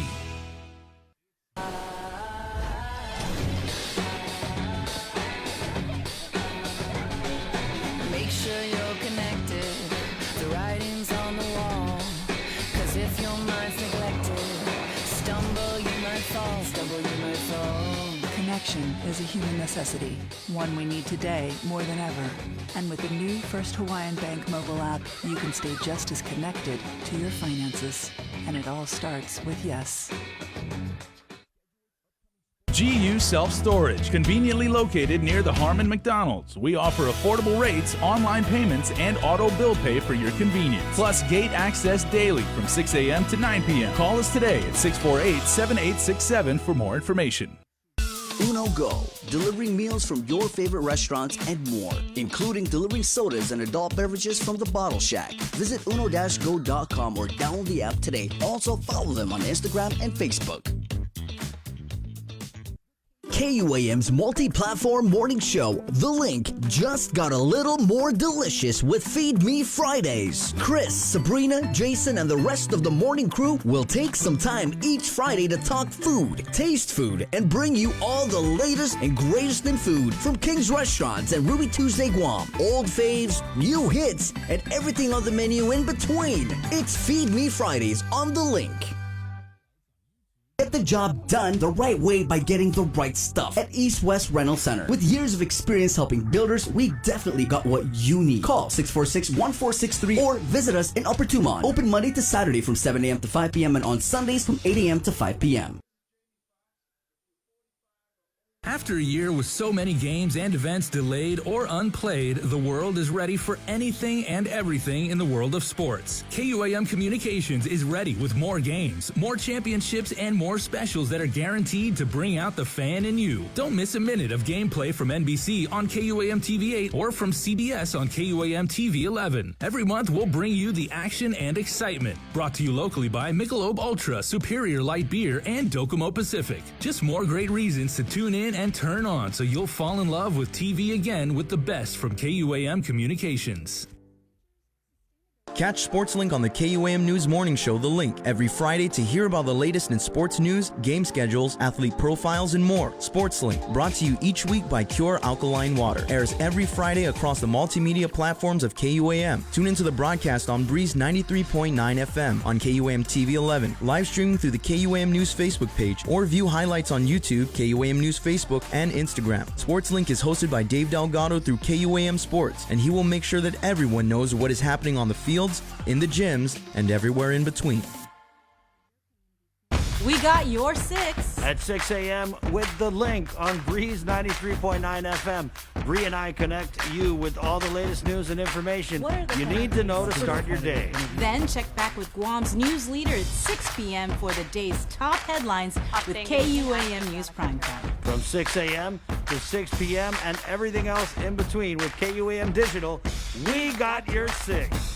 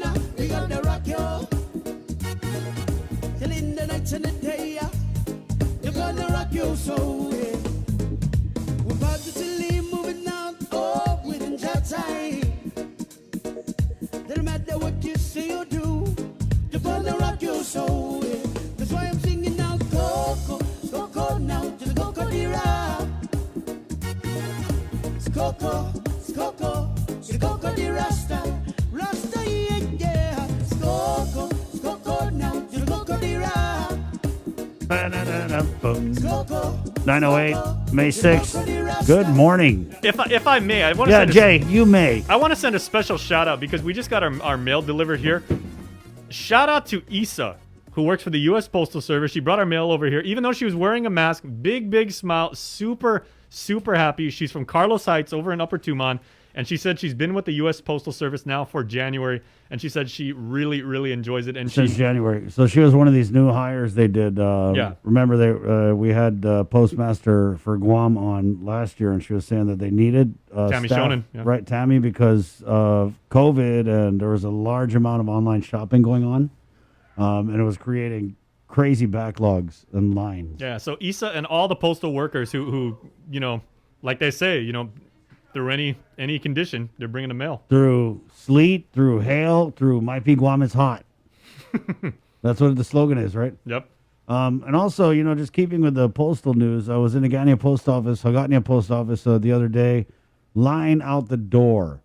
All right. And we still have not received an update about the Dedido and Jigo post offices, which were closed for auditing, is what the United States Postal Service spokesman had said. We don't know if it's related to drug importation or theft of mail. We just don't know. But if you receive your mail in Dedido and Jigo, I feel for you guys, because those two post offices, which are subcontracted from USPS, now people who get their mail there have to go to Barrigada. And so that's created a bunch of long lines there. As people kind of, I don't know, Jay, what do you think? I was talking with someone yesterday, and it kind of seems like, at least on our end, right here at KUAM, like the online shopping, it's kind of tapering off. And I think part of that is because so many businesses are open here, and people have money now, and whereas we were locked down before, and I mean, yeah, you could order something on Amazon and sit around and wait, even if it gets stuck in Richmond, because you're not going anywhere. But now people have money now. They want stuff now. So I'm seeing it just going around talking with businesses. Some of these businesses are doing really good. And a lot of those businesses are making it worth your while. They're like, hey, we realize the privilege of being able to be open. So, Right, we might have different sales or, like stuff like that. I mean, and they appreciate the business too. Right on. 9:10. Let's get into the KUAM News Zoom room where we have Support our local community. Chief of Police here, right, Bree? And he's joined by Serena Salas Mantanani, who again is in quarantine at the Deuce at.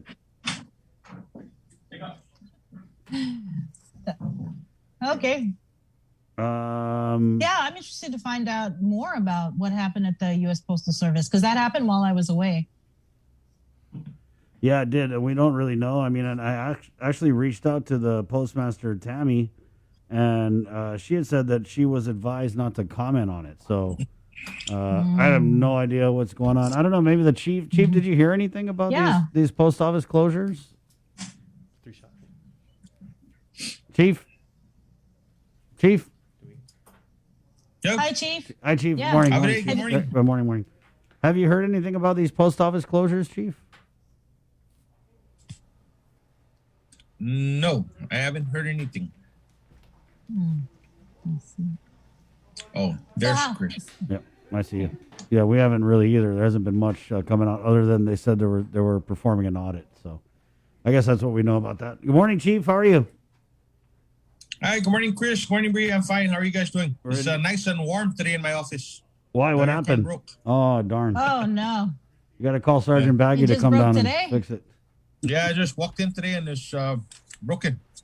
Oh, you did. Nice and warm. Well, let's get this over with then. We don't want you to sweat in the hot seat too much. I know Bree has a lot of tough questions for you, Bree. Oh, well, I think we have a lot of catching up to do, because when I was away, a lot of different things were making headlines. And so I just want to kind of go through and bring me up to speed with, I guess, anything new with the online gambling investigation. No, I have not gotten an update yet from the Secret Service, and everything is still ongoing. What about your GPD's administrative investigation? No, like I said, other than that one name that I got, no additional names have been given to me. And so without names, we can't open investigations or move forward. Yeah. Chief, What about Jerry's Kitchen? Jerry's Kitchen, no new update other than the last one that I gave, which was we turned the whole investigation over to the AG's office, and I haven't heard from them since. What about the? You know, while I was away, I was reading on KUAM about random drug testing that occurred at GPD. How many officers total were tested?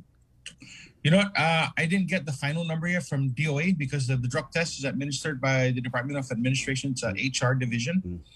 So I didn't get a final number, although when I did speak to them, I do know that they were not done yet because they came in on, I believe, a Tuesday to do drug tests. And so they would have to come back on a Thursday to catch the other half of the majority of the shifts. So it's my understanding that they're going to be doing additional follow-up tests for those that they missed. But when that's going to happen, I don't know. It is a random drug test, so it's not something we announce in advance. But we are trying to target at least 75% of our officers. Wow. Chief, there's... So how many have tested positive? I haven't gotten any results yet from DOA. That's the other thing I haven't gotten an answer from, if anybody had tested positive. We had heard. Chief, so what's the go ahead, Chris. Yeah. No, we just heard that there were a number of officers who tested positive, but you haven't received that info yet from DOA? Bree, I can barely hear Chris. I didn't even hear the question. Chief. We had heard that there were several police officers that had tested positive, but you're saying that you have not gotten any results yet from the Department of Administration? No, I have not gotten any official results from anybody from DOA. I have not received any official notification. Have you received then, if it's not official, any phone call or anything that said, you know? No, none at all. Mm-hmm. No, and so absolutely.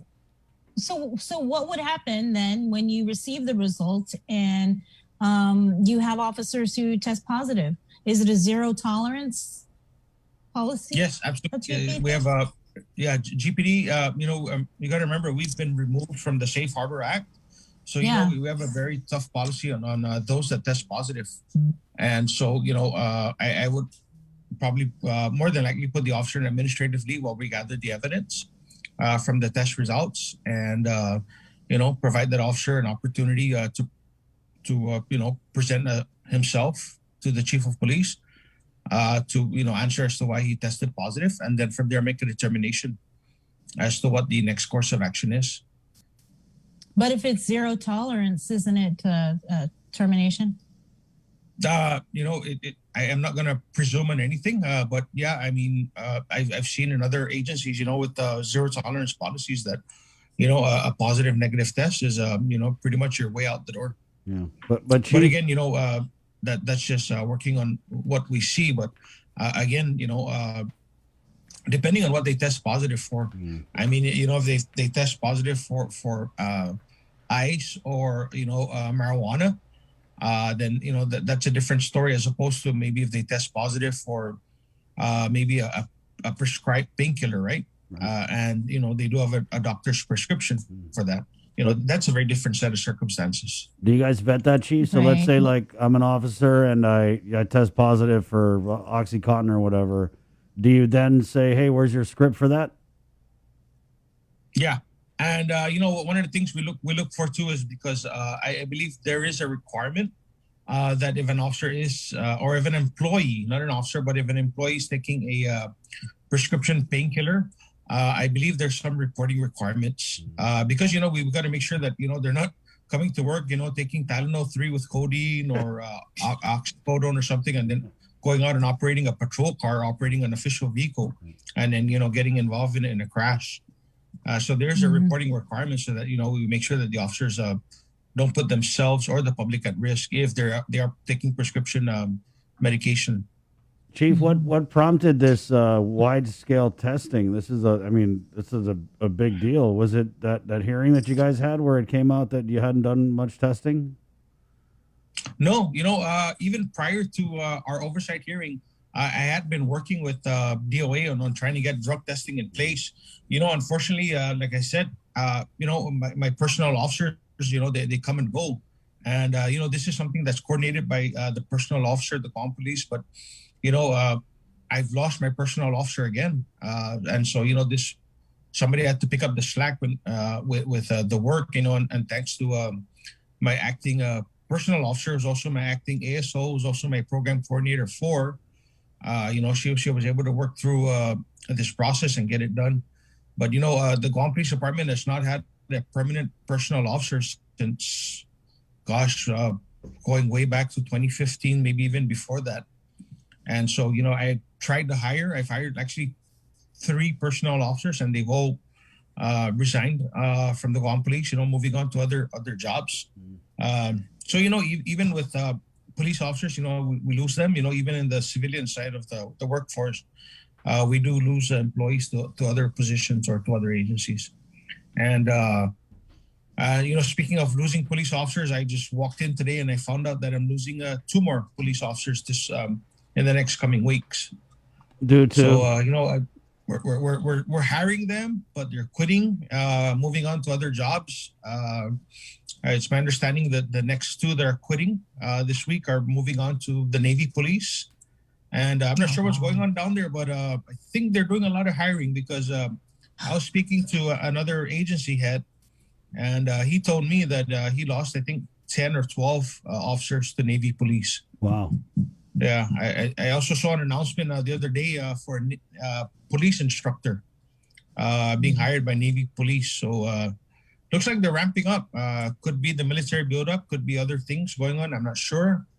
But there's a lot of going on, and they're actually pulling now from local police to law enforcement agencies. How about you, Chief? They're not looking for a Navy police chief, are they? Are they? Yeah. Our next question. I'm not sure.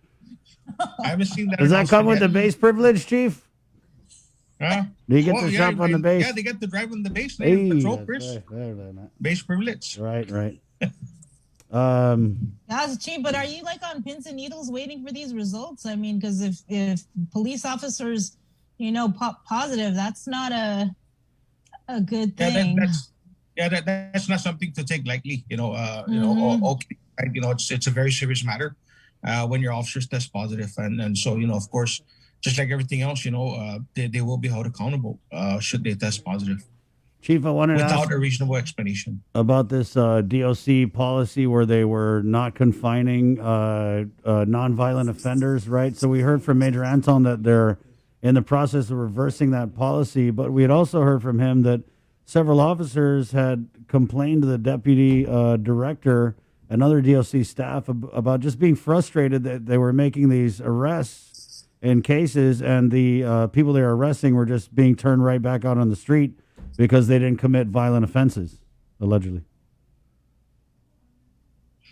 Yeah, so, I did have a talk with Director Carbolito, and he is expanding some of the criteria for confinement because, during the pandemic, of course, we got to understand that they had a serious problem up there with COVID.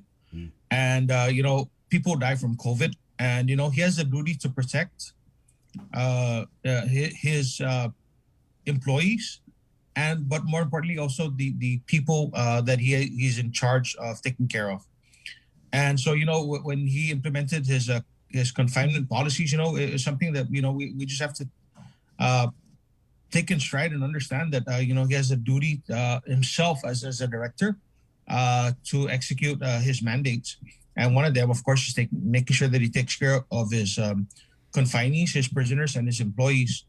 But as we move along and we are now in PCOR 3, I believe that he has started to relax some of his confinement policies. We have worked through some of the issues. If there's some serious issues that we need to confine a person, even if it's a nonviolent, then I have called him up in the middle of the night or sometimes late at night, saying hey. Joe, we need to confine this guy, and he's gladly taking them. So, that there are those instances where we do take them. But, Chris, even if we do confine them, when they do get to magistrate hearing, sometimes they're released on their own recognizance, right. Or they post bail and they're back out on the street, and then they're back out to what they're doing. Yeah. And so, that is frustrating. not only to the police or to the Department of Corrections or to the AIDS office, but most importantly, it's frustrating to the victims of these crimes.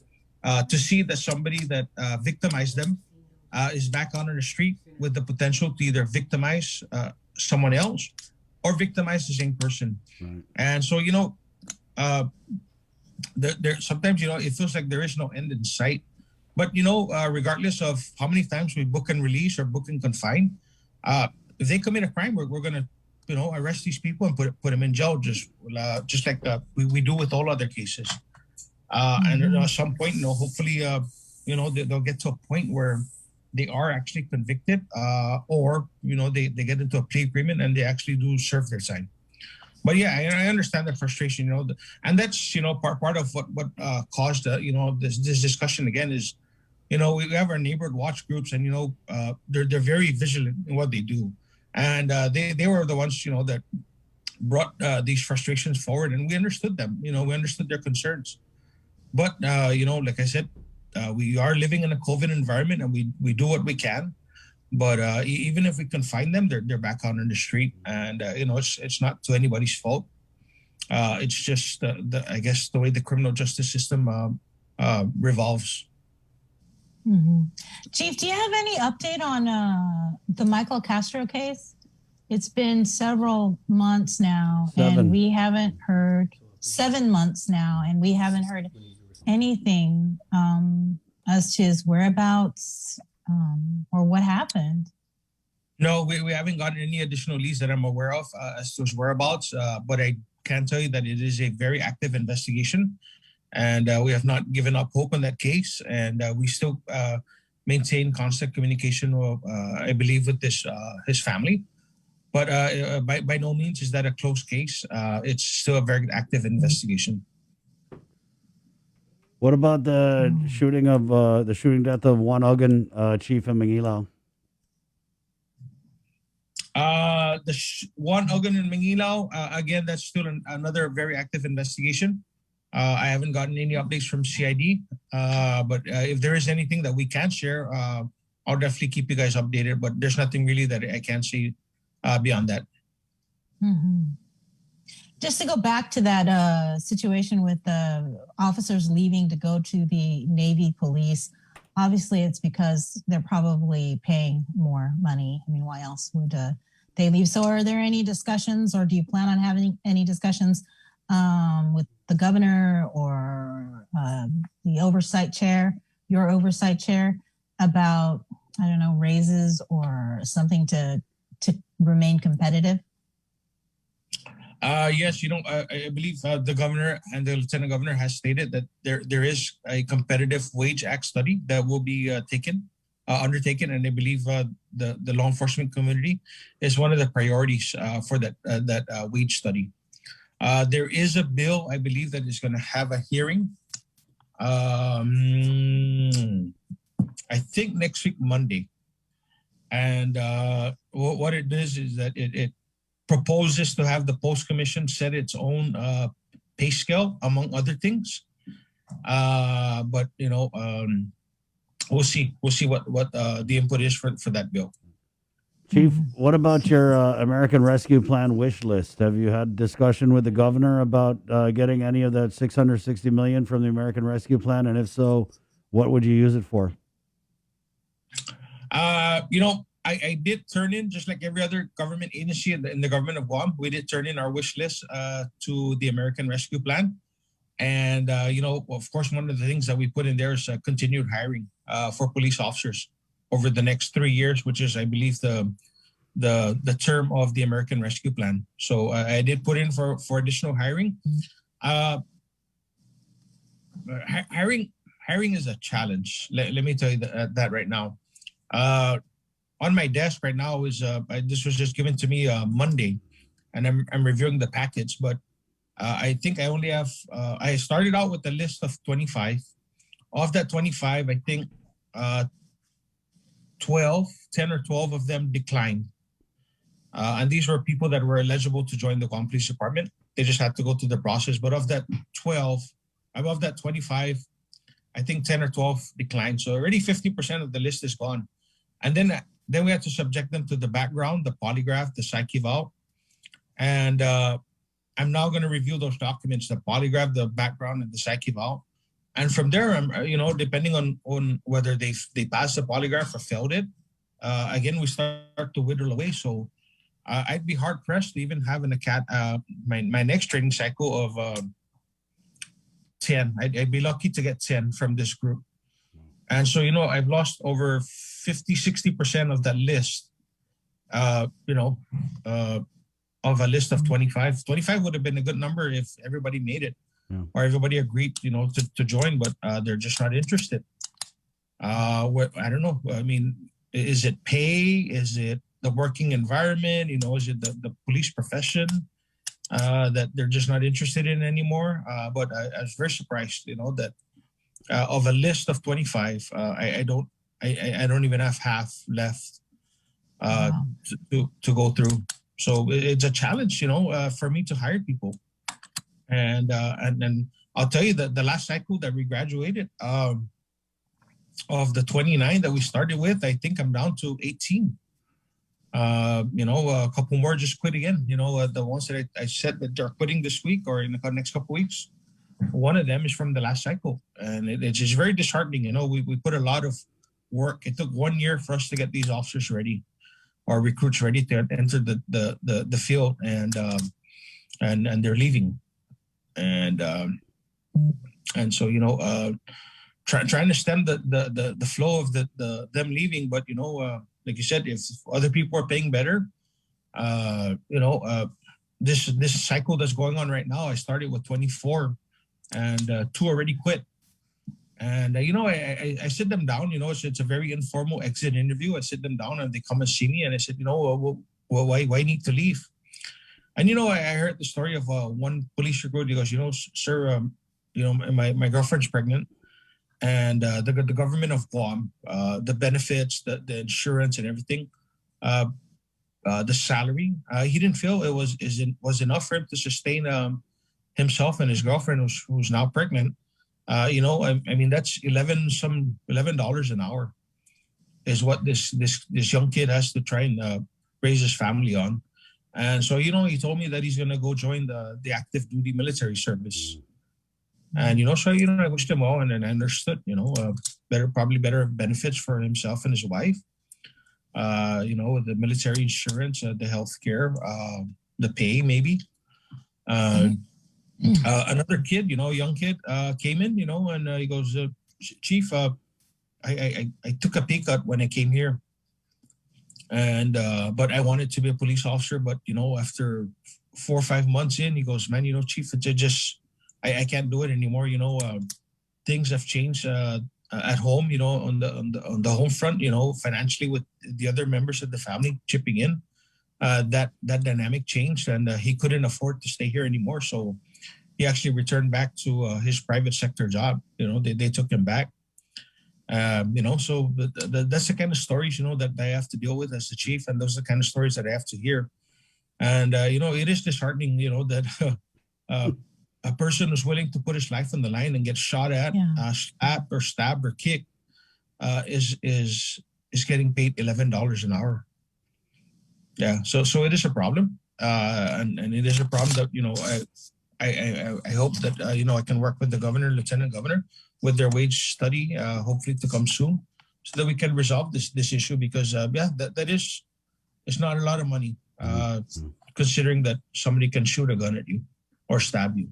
Sergeant for $11 Baggy, an hour. Sergeant Baggy has a comment in here on our Facebook feed, Chief. He says, can GPD propose a disclaimer that when hired and trained, they commit to 5 years of service before they're able to resign?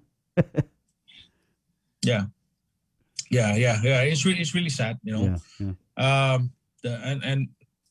And we try and move all our people around to make up for the shortage, but I don't know if the community understands, that this is really the challenge that we face as the staff officers at the Guam Police, is trying to move everybody around to accommodate all the shortfalls. And there's a shortfall, and we're trying to keep them in, but there's certain things that I can't control, and salary is one of them. Yeah, that's really sad. $11 an hour, and every day your life is on the line. Maybe they should work for as a social media. What is that job? Digital Up and at 'em? consultant manager Yeah. or something. Yeah. That's gotta be a slap in the face to every police officer. Yeah. The priorities, I don't know. Anyway. Yeah. Anyway. Chief, what about checkpoints? You guys have any checkpoints coming up soon? I'll check with Highway Patrol. I know we haven't had the checkpoints yet, but I know we are funded by the federal grants as well for checkpoints, and something that we probably need to start doing if we do have federal grant funding, because we need to meet the mandates before September ends. But I do know that we have been doing the speeding, the speed traps. So those have been very active recently. So we're trying to get back again to, like everybody else, the new normal. Yeah. The graduation season is upon us. So we've actually been getting a lot of requests now from different educational institutions to assist with the graduations. I know the big one we got coming up, I believe, is probably this weekend, if I'm not mistaken. GCC, they're having a drive-through graduation. So we're helping with the traffic control and that. Right on, Chief. Anything in closing? Excuse me? Anything in closing that you want to share? Yeah, Chris, I'd like to thank you and Bree again for having me on your show. As always, it's always good to be on and to give you guys an update. Yeah. Just to the community again, thank you for all your support. Thank you for your support of the police officers, to the men and women who come in every day. I thank you very much from the bottom of my heart for all that you do to keep our community safe. I'm really, truly grateful for that. Thank you. We thank them too. Thank you, Chief. Yep. Thank you, Bree. Thank you, Chris. Okay. Take care. Hope that aircon gets fixed. Yeah, me too. Okay, so. All right, there you go. 9:35. What a bummer. I know. Losing officers left and right to higher pay on the base, right? Just really can't compete. And it's not even a new problem, right, Bree? I mean, I know that usually it's the Guard or the military that they lose people to. Yeah, and it sounds like they're losing again to the military, like you mentioned. Yeah. You got to support your family, pay to stay. Got to do what you got to do. It is what it is. 9:35. Quick break, and we're coming back with Jason Solis. Hey, ladies, get ready for this next interview with a Breaking Wave Theater. 9:36. More of The Link next. Uno Go, delivering meals from your favorite restaurants and more, including delivering sodas and adult beverages from the Bottle Shack. Visit uno-go.com or download the app today. Also follow them on Instagram and Facebook. June makes the best malasadas in Hawaii. A fact not lost on Daryl, whose brother Byron is cooking the onaga he caught at a secret fishing spot with his girlfriend Malia, who used to work for the Shave Ice Guy, whose second cousin Vince drives the school bus ridden by Calais, whose auntie makes the best malasadas in Hawaii. Everything here is connected, and with the new First Hawaiian Bank mobile app, you can stay just as connected to your finances, and it all starts with yes. GU Self Storage, conveniently located near the Harmon McDonald's. We offer affordable rates, online payments, and auto bill pay for your convenience. Plus gate access daily from 6 a.m. to 9 p.m. Call us today at 648-7867 for more information. After a year with so many games and events delayed or unplayed, the world is ready for anything and everything in the world of sports. KUAM Communications is ready with more games, more championships, and more specials that are guaranteed to bring out the fan in you. Don't miss a minute of gameplay from NBC on KUAM TV 8 or from CBS on KUAM TV 11. Every month, we'll bring you the action and excitement. Brought to you locally by Michelob Ultra, Superior Light Beer, and Docomo Pacific. Just more great reasons to tune in and turn on so you'll fall in love with TV again with the best from KUAM Communications.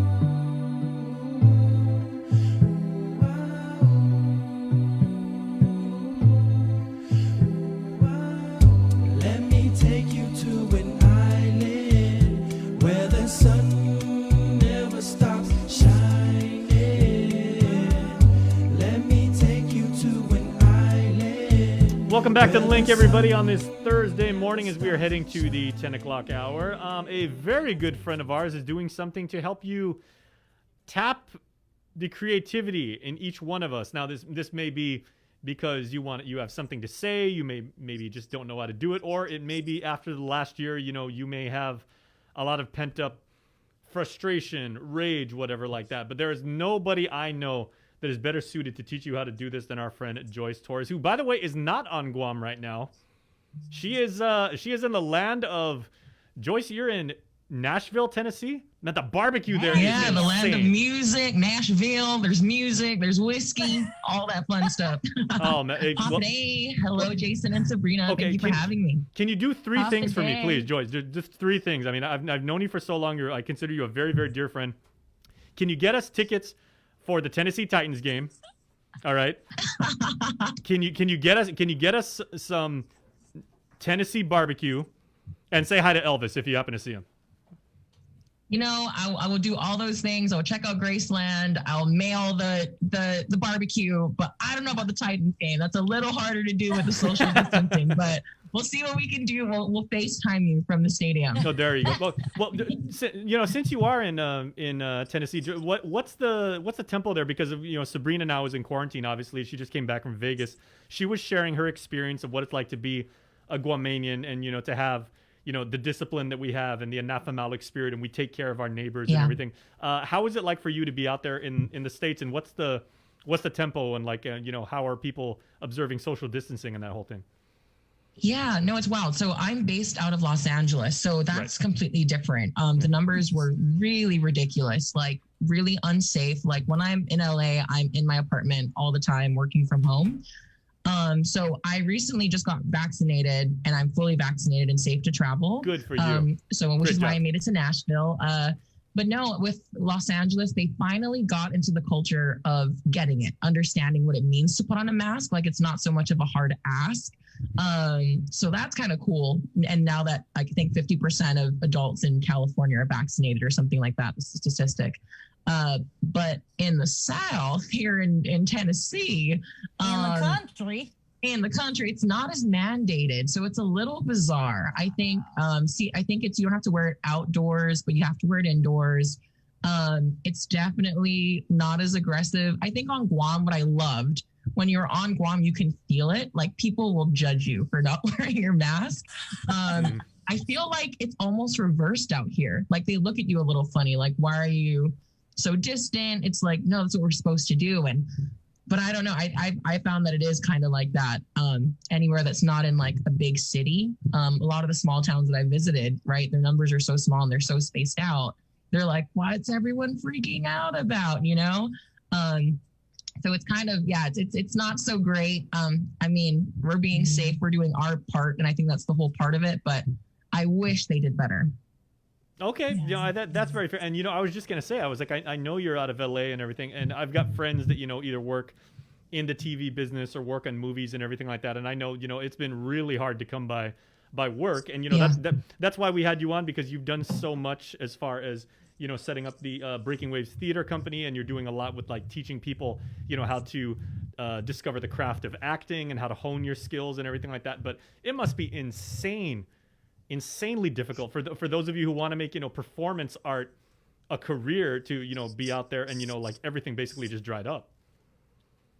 No, I think so. I think anything with art, especially theater, it's very community based, right? You need an audience, and there's a stage, and it's energy, and it's magical when you're in the same space. So we've had to kind of pivot, and like everyone else, what's the new normal, or how do we live life, because we can't pause for forever. So this workshop is kind of like the bridging of that gap of like so many people, like you said, have so much to say and experience so much, and for people like CJ and I that have been so fortunate to travel and learn different ways to do theater or tell stories, we don't want to gatekeep. We know Guam needs that too. So this is our way of like still being with our community and saying Guam has amazing stories. We want to tell, our community, we want to hear from you, but we also know that it's hard when you don't do it all the time. So this workshop's the kind of cool way, or these multiple workshops is a cool way for people to kind of tap into that creativity and expressing themselves in a way that's safe, right? So it's going to be on Zoom. So I know I heard Guam's numbers look really great. I'm so proud of Guam. Every time people ask me how people are on Guam, I'm like, Guam's doing pretty good. So the Zoom workshop's a nice, like, happy medium. Well, I was going to say. So let's talk about that then. About because the first workshop, I think it's this weekend. Yes, the first workshop is this Saturday. And each weekend, so it's only Saturday this weekend, but every weekend after that, it'll be Saturday and Sunday. And we have workshop facilitators from all over the US, which has really been really fun. You have people from California, from New York, from St. Louis, Missouri, from Seattle. And again, it's a way to kind of cultivate this artistic space where we want people to kind of come in and share what they know with our community. And anyone can register. They're free Zoom workshops. And each day will be a different step of storytelling. So this first one is about like writing monologues with Christine. And I love her title. It's Writing Monologues That Sparkle, right? So it's just kind of a little bit the way she looks at monologues, I think, which we love about mental health too, is this idea that everything that is dark doesn't have to be talked about in a dark way. You can put in humor, you can put in joy and love and all of that stuff and still talk about really serious stuff. And all the workshops are kind of like that, different types of storytelling. And then it's a full list. There's so many. I wanted to ask Joyce because well, first of all, I was going to say, you're so much a fan and a practitioner of the stage. By the way, you're just right down the street from the Grand Ole Opry, so I'm sure you're going to pass by there one of these days. But yes, it's such a cool space. Yeah, but as long as I've known you, and you have such a pure respect and reverence for for the art of stagecraft, right? In doing these Zoom-based workshops and everything, when you're teaching people how to like I said, tap the expressiveness within themselves and tell the story that they want to tell. As long as I've known you, you've always said when you're working with like young actors or directors, you always say, feed off your environment, use your peripheral vision, play off your fellow actors, how is the audience responding to you? What's going on the stage. With Zoom, it's obviously very now two-dimensional and it's very, there's a separation. I mean, I'm sure that's a challenge for you, but what do you also see as opportunity now? Yeah, I think it's honestly what's really cool about Zoom, right? This idea, it's almost like we're kind of bridging the gap between theater and film. So it gets to become a lot more intimate. I think, at least for me, right, when I'm working with people and directing them in their own rooms, right? So it's like, it's so intimate. Like this is the space that you feel all of these things already, right? When you're having a bad mental health day, where are you at? You're in your room. So when people get to like create in that space or act in that space, yes, I think it does lose a little bit of the lackluster, right? You like working off of people. Like I'm so excited and ready for that. But I think what's really special about Zoom is that now, like, I can be in Nashville, Tennessee and talk to amazing people like you guys all the way in Guam. You know what I mean? Like it's so much more connected. Oh yeah. And I mean, there's obviously a couple of hiccups that can happen, but that idea of like sharing space, I think is so much more accessible now to diaspora, which is what we're really excited for, is to get a lot of people that have relations to Guam or from Guam. This is their way to showcase their work on Guam without having to fly. So again, a team theater, but I think, this is a nice happy medium for now. Yeah, for now. And I miss watching you on stage, Joyce. I gotta say, you are awesome. Me too. Thank you so much. The first time I actually met Joyce, I watched her perform at UOG. And Joyce, I say this story all the time when you come on the show. And I was like, I watched Joyce perform in Mother Courage, and I was blown the hell away. I mean, I laughed. the sad parts really, really got to me, and everything like that. I mean, and that is, and we said, we've got to have her on the show. She's really, she really encapsulates what it means to perform this way.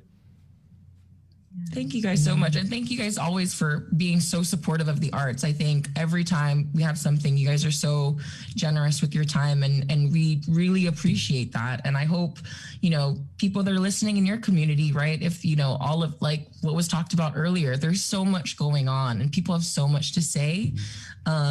And we hope that this workshop gives them a nice way to be expressive in a safe space, right? Because mental health and substance abuse and suicide prevention. They're kind of dark. They can kind of be dark. So we just wanted to do something that gave people a safe space, but also a space to talk about that. I think that's another thing that we want to highlight for Guam. More spaces to really have, deep, progressive conversations. I think that's what we're really looking for. Now, Joyce, I can already hear people watching this right now. They're invariably asking, and they're like, okay, I'm not a professionally trained thespian. I don't do a lot of like introspection and everything like that. I don't want to show up and be, like that guy who's in this room of, like amazingly talented performance artists. And I don't want to be like a newbie and everything like that. But I still would really like to participate in everything. It's not at all like an elite club. You're welcoming all comers, right? Yes, this is what's really great about this is we're opening it to everyone. People that haven't written anything ever or performed or danced, any of that. You can come in completely fresh and green. We want to give you space to be creative and to express, but we're not going to ask you to perform if you don't want to. It's not one of those. It's just one of those things where you're going to get to participate in these activities in the workshop, again, to kind of inspire you. That's all we want to do, inspire you. But if you do get inspired and you do end up, for example, writing, a monologue or a play or a song or any of that, we're doing all of this in an effort to prep for Unspoken, which is coming around for the 3rd year. And we're looking for original works that are due by June 5th. Anyone that wants to submit can submit. And then from there, we kind of curate. But you don't have to perform at all. You don't even have to turn on your video if you're uncomfortable. Like if you just want to be in the space and learn, that's what's most important to us. Like, and wherever you're comfortable, but it is a cool space, again, because it's Zoom that with the activities, like even the movement one, sometimes you're not even going to be in front of the camera. You're going to be like walking around your room and making sounds and doing really fun breathing stuff. So anyone and all levels of performance or performance knowledge, you are invited and you are so welcome. Outstanding. Let me ask you now, like there's going to be a lot of people, obviously like young people who are finishing high school right now. They're going off to college, and obviously, even though we're still kind of operating under very tense times, you can major in anything you want to, like in college. You can be a physicist, you can be a statistician, you can be an accountant. I'd like you to kind of give your push for the performance arts, what it's meant to you, and if someone feels that they have a calling for the craft and everything like that, like what they can expect if they want to get into the arts. Because you've always been a champion for this kind of work. Yeah. No, I think it's, everyone to each their own path, right? But I think I always say whenever you have a calling, that calling comes to you because it's your calling. Not everyone's going to hear the same thing. So for the artists that are out there that hear that calling to perform or tell a story, it's probably because you're supposed to be telling stories, right? And why we should do it. My answer is I think 2020 and a little bit of 2021 is a perfect indication, right? When we were at home, what were we doing? We were watching things, right? Theater, art, you were watching movies, you were watching TV shows, you were listening to music. We don't realize how much art is absorbed in our day-to-day. And I think if you were to remove that, life wouldn't be as interesting. And I think every job is important. But the job of the artist or the job of someone that brings entertainment is a big, for as long as we can remember, going back to the cave people, right? Storytelling has been an art form. And to anyone that wants to pick up the call, we need more storytellers, especially on Guam. There's so many, that was our way of passing down our history. If you are Chamorro or, that's part of our history too. And I hope you honor that. And if you're interested, try it out and do it. We need more, all right, more performers, and certainly, more people, more art. And if for whatever reason you don't believe you have the gift inside you, Joyce has always been someone that says there's creativity in each and every one of us. And please make sure to register for Joyce's workshops because they are going to allow you to hone that craft and, really tap that gift that each one of us has. It's bwtcguam.com, Breaking Waves Theater Company, Guam.com. Joyce, I got to run because we're up against the top of the hour, but I thank you so very much. Please be safe out there. And once again, enjoy Nashville. It's a wonderful city. Thank you so much. Y'all have a great day. Okay, when are you coming home, by the way? Bye. Bye. I'll be back in August and September for the show. Excellent. All right. Well, we look forward to seeing you then. All right. All right. Adios. Okay, adios. Please make sure to stay tuned, everybody, because when we come back, we've got Cover Me featuring a very, very familiar face. You do want to stay tuned for what is coming up. Special thing.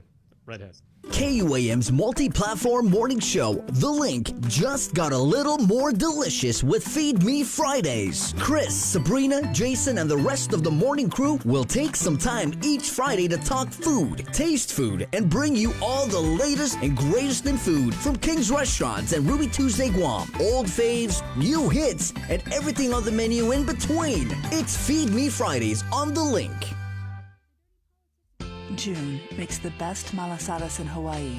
A fact not lost on Daryl, whose brother Byron is cooking the onaga he caught at a secret fishing spot with his girlfriend Malia, who used to work for the Shave Ice Guy, whose second cousin Vince drives the school bus ridden by Calais, whose auntie makes the best malasadas in Hawaii. Everything here is connected, and with the new First Hawaiian Bank mobile app, you can stay just as connected to your finances, and it all starts with yes. Get the job done the right way by getting the right stuff at East West Rental Center. With years of experience helping builders, we definitely got what you need. Call 646-1463 or visit us in Upper Tumon. Open Monday to Saturday from 7 a.m. to 5 p.m. and on Sundays from 8 a.m. to 5 p.m. KUAM Communications and Denny's Guam presents Mamapreneurs, a special multi-platform series throughout the month of May showcasing mothers who are also local entrepreneurs in our community. In commemoration of Mother's Day, during weekdays in May, we'll feature daily profiles of these multitasking mamas and their businesses. Additionally, on KUAM News Primetime every Monday in May, we'll showcase a different enterprising mamapreneur. Check out our online directory of all these businesses as well on KUAM.com. And if you know a mamapreneur we should feature, send us a message on social media or email executiveproducer@kuam.com. Mamapreneurs is brought to you by Denny's. Guam's Diner is always open. GU Self Storage, conveniently located near the Harmon McDonald's. We offer affordable rates, online payments, and auto bill pay for your convenience. Plus gate access daily from 6 a.m. to 9 p.m. Call us today at 648-7867 for more information. After a year with so many games and events delayed or unplayed, the world is ready for anything and everything in the world of sports. KUAM Communications is ready with more games, more championships, and more specials that are guaranteed to bring out the fan in you. Don't miss a minute of gameplay from NBC on KUAM TV 8 or from CBS on KUAM TV 11. Every month, we'll bring you the action and excitement. Brought to you locally by Michelob Ultra, Superior Light Beer, and Docomo Pacific. Just more great reasons to tune in and turn on so you'll fall in love with TV again with the best from KUAM Communications. 93.9 FM.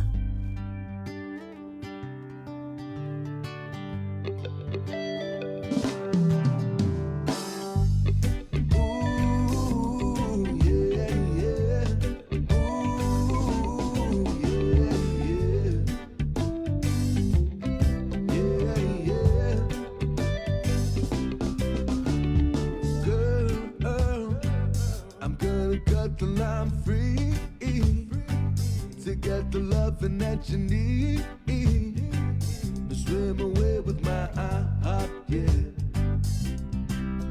And girl, the ocean's way too deep to get caught about me. To swim away with my heart, yeah. 'Cause it's the first time to this battle caught up in a fisherman's castle. Love is said the best for last, but the good old times are past. The loving didn't last, and I'm still praying, please. Will she swim back to me? All right, here we are on The Link. We got time for one more segment, and it is a special one. And you know, guys, Chris and Bree, it just dawned on me. Bree's doing the 6 days in quarantine. So, Bree, we're so very happy to have you back. We're glad you're safe. We're praying for your family, of course. When you get released from doing 6 days of quarantine, you're going to be released on Mother's Day. On Sunday. Yeah. And fittingly so, today's Cover Me performance, brought to you, of course, by Burger King and our friends at Docomo Pacific features your daughter. Be a day. Oh. Yeah, so we got a special surprise for you. So getting ready for Mother's Day. So here is Tyler and her boyfriend, Mateo Mortera, a former KOM salesperson, doing a cover, once again, sponsored by Burger King and Docomo Pacific, of an Eagles classic. That's we right. Hope, we hope you guys enjoy it. Happy Day, Guam. It's Ty and Mateo. Now, we know this is a very challenging time for everyone around the world. Of course, those in our community, many have been heavily affected by COVID-19, but this is an excellent time for those at home to reconnect with family and just strengthen the bond that you have with you and your loved ones. Pick up the phone, give somebody a call, and just catch up. Some things that we can be grateful for. A lot of factories are not in production at the moment, meaning that we can crack the door open, crack the window open, and take a nice deep breath of fresh air, especially those around the world. But there are some things that we want to do before we start, and one of those things is giving a huge shout out to those in the front line, putting themselves at risk just to make sure that we're all comfortable, we're all good, and that we have everything we need. And that huge si Diyos Maasi to you guys. So this next one goes out to you, to those who maybe are in love and maybe are hungry right now.